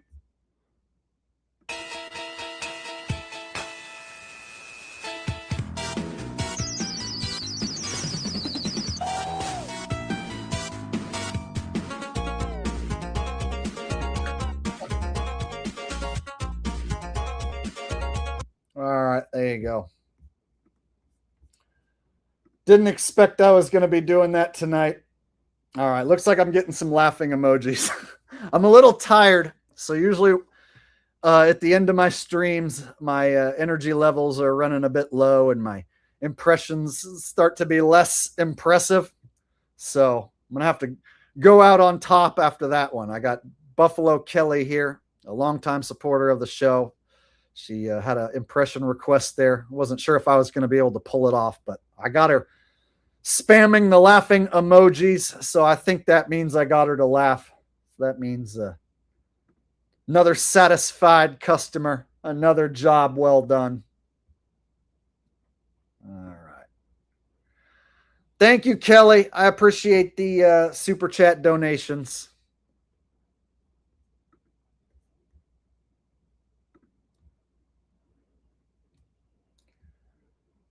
All right. If you guys enjoyed that, you can thank Kelly. And it looks like I got one more super chat that just came in. Very generous super chat. Said, high five, my friends. High five. You guys remember? Up high, down low, too slow. They had John Connor do that to the Terminator in Terminator 2. I remember when I was a kid, you get one of the adults to give you a high five, down low, and then they'd go to hit your hand. You'd pull it out of the way. You'd be like, too slow. That used to be like one of the slickest things that a kid could do, was give you the high five, up high, down low, whoop, too slow, right? So then, of course, the other kids in the neighborhood, they would catch on. So you'd do the high five, down low. Then they'd be like, bam! They'd slap your hand as quickly as they possibly could. And then you'd be like, all right, you're too fast. You got me. Right? Who here remembers up high, down low, too slow? You're a true 80s and 90s kid if you remember that. I don't think kids do that anymore. I don't think that kids are smart enough to do up high, down low anymore. I think that's one of those things that nobody does anymore. Anyway, with that said, everybody give me a high five up to the screen. Put your hand up to the screen right here. We're going to high five. Now we're going to give me a high 10. Now give me a low 10. Too slow, bitch. Gotcha. All right. With that said, it's time to wrap up the stream. Got my dog here wanting to go outside. I'm getting hungry. So I guess it's time to end the stream. But you guys, I had fun. It was another fun stream hanging out with you guys. And I appreciate all the comments and all the support. You guys are the best audience, and you prove it over and over and over again. I'm a lucky fella to have such an awesome audience like you guys. And you guys are a lucky audience to have such an awesome fella like me doing these streams for you. So it's a win-win. So let's continue winning together. I'll see you guys next time in the next stream or the next video, whatever. So until then, peace out. Much love. Good night. And I'll see you next time. Bye-bye.